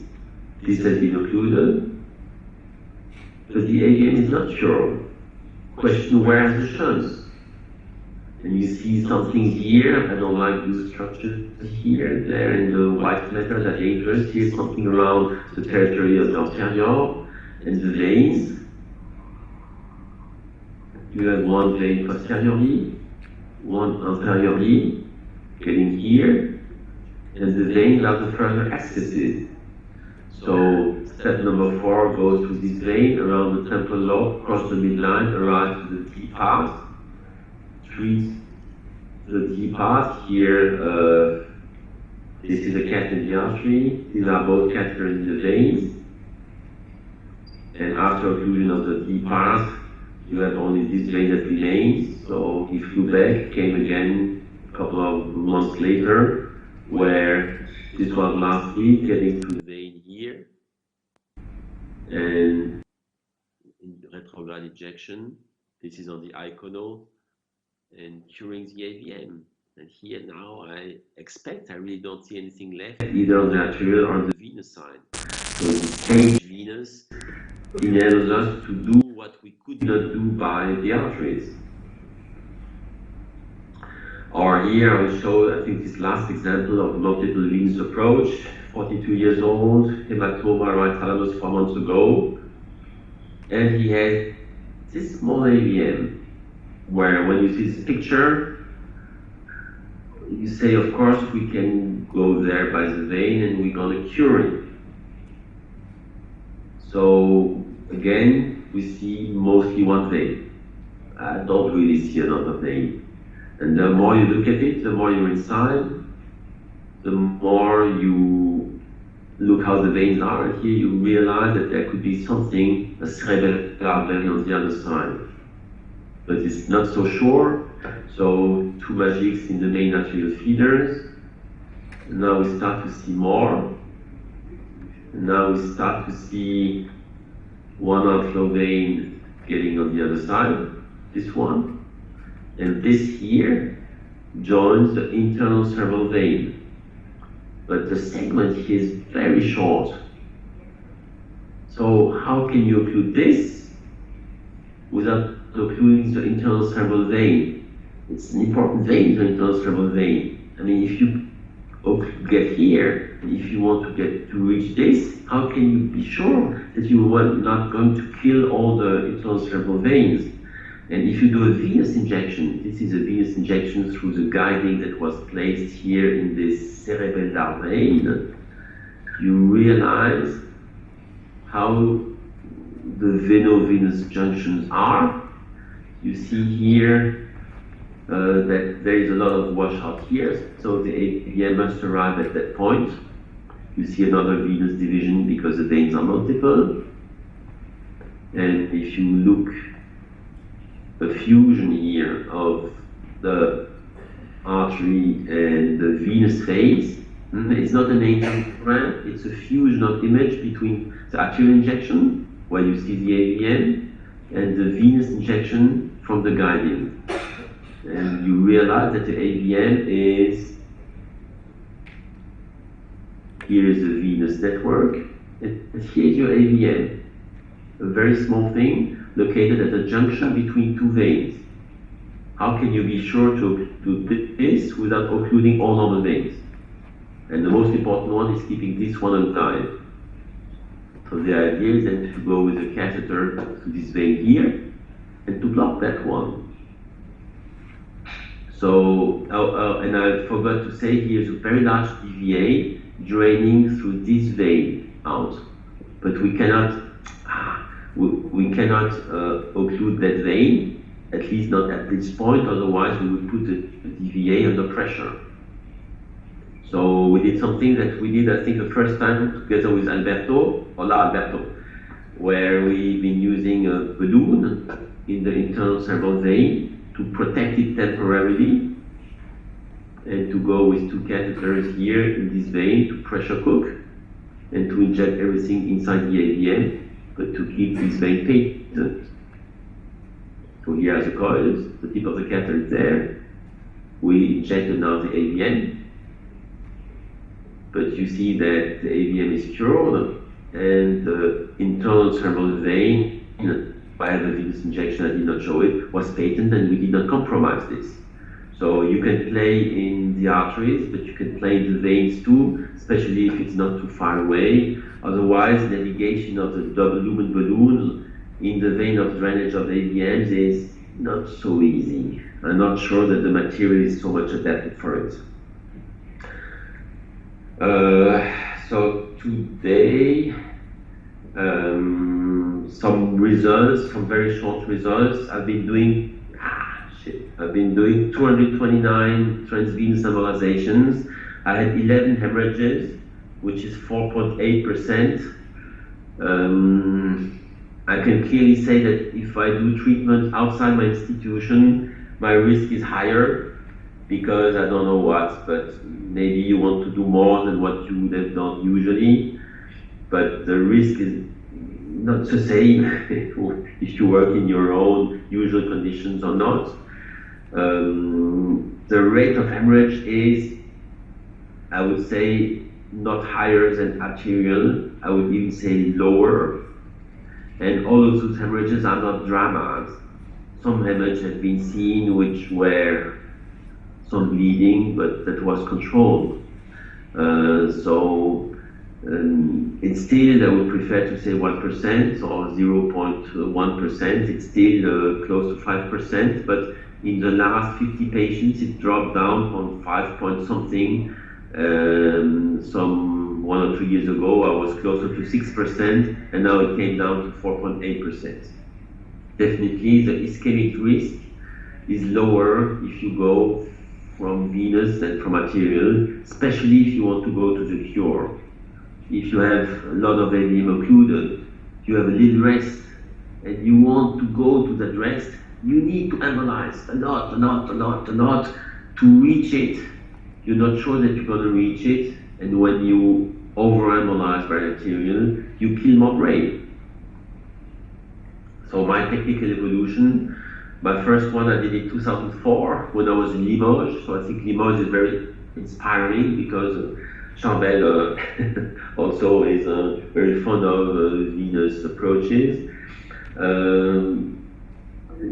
2004 it was my first one. Today I would say 90% of AVMs in the course of treatment of embolization will receive a venous approach. A very important step for me was to go from the single procedure to the stage procedures. Stage procedure is you really making a very important difference to get access to AVMs that otherwise you wouldn't be able to treat. Another important step was to go from single catheter to multiple. Of course, in the beginning, I just took one, trying to avoid problems, but if you can place two, it's more efforts. Just like doing a remodeling aneurysm, it's more efforts to have the balloon, but once it's in place, you can do much more. For the retrograde pressure cooker, to understand the veins, and to determine what you're going to do. And even now, there is a certain amount of AVMs where I'm not sure whether I need to put a catheter in the vein or not. But from point of view of safety, what do I do? From point of view of safety, I prefer to place a catheter in the AVM, in the vein, so that if I realize that I've over-embolized from the artery and I come to a situation where I need to finish the AVM, I feel more safe to have the catheter in the vein to be able to finish it. Other evolutions, the first patient I left the catheter in the artery. Today I always retrieve it by taking a long Apollo or a long Sonic. I started by using balloons in the arteries to reduce the flow. I switched to reduction in blood pressure. I initially maintained the general anesthesia for 24 hours, which I don't do anymore, or very rare cases, only if I feel afraid that I left something open. And I switched from Onyx 18 to Squid 12 in conjunction of the pressure cooker in order to better diffuse inside the AVM. And I think that I'm done. Yes, I'm done. Thank you.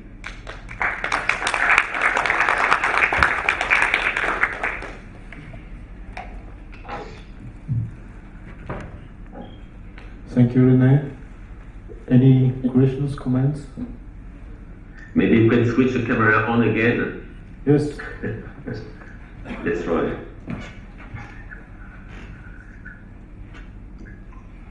Yes, we're here. Okay. Now I can see you. Hello. Yes. Good.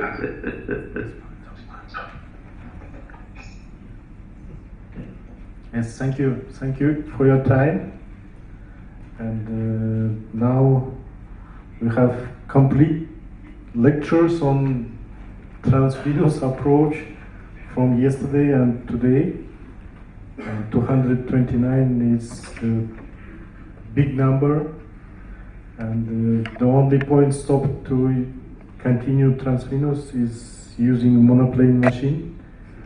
But soon we will get the biplane, and I hope we will continue transvenous. Yes, definitely. I'm sure. I'm sure you will. Yes, thank you. And now we will break for lunch. Okay. Outside of the hospital. Yes, at the entrance. The only sad point, you couldn't try the plov. We couldn't set by Skype. It's only problem. Okay. Okay. So goodbye to all my friends and see you next time. Okay, see you. Thank you, Rene. Bye-bye. Thank you very much. Bye. Let's go to the lunch. We will continue at 2 p.m. Next presentation.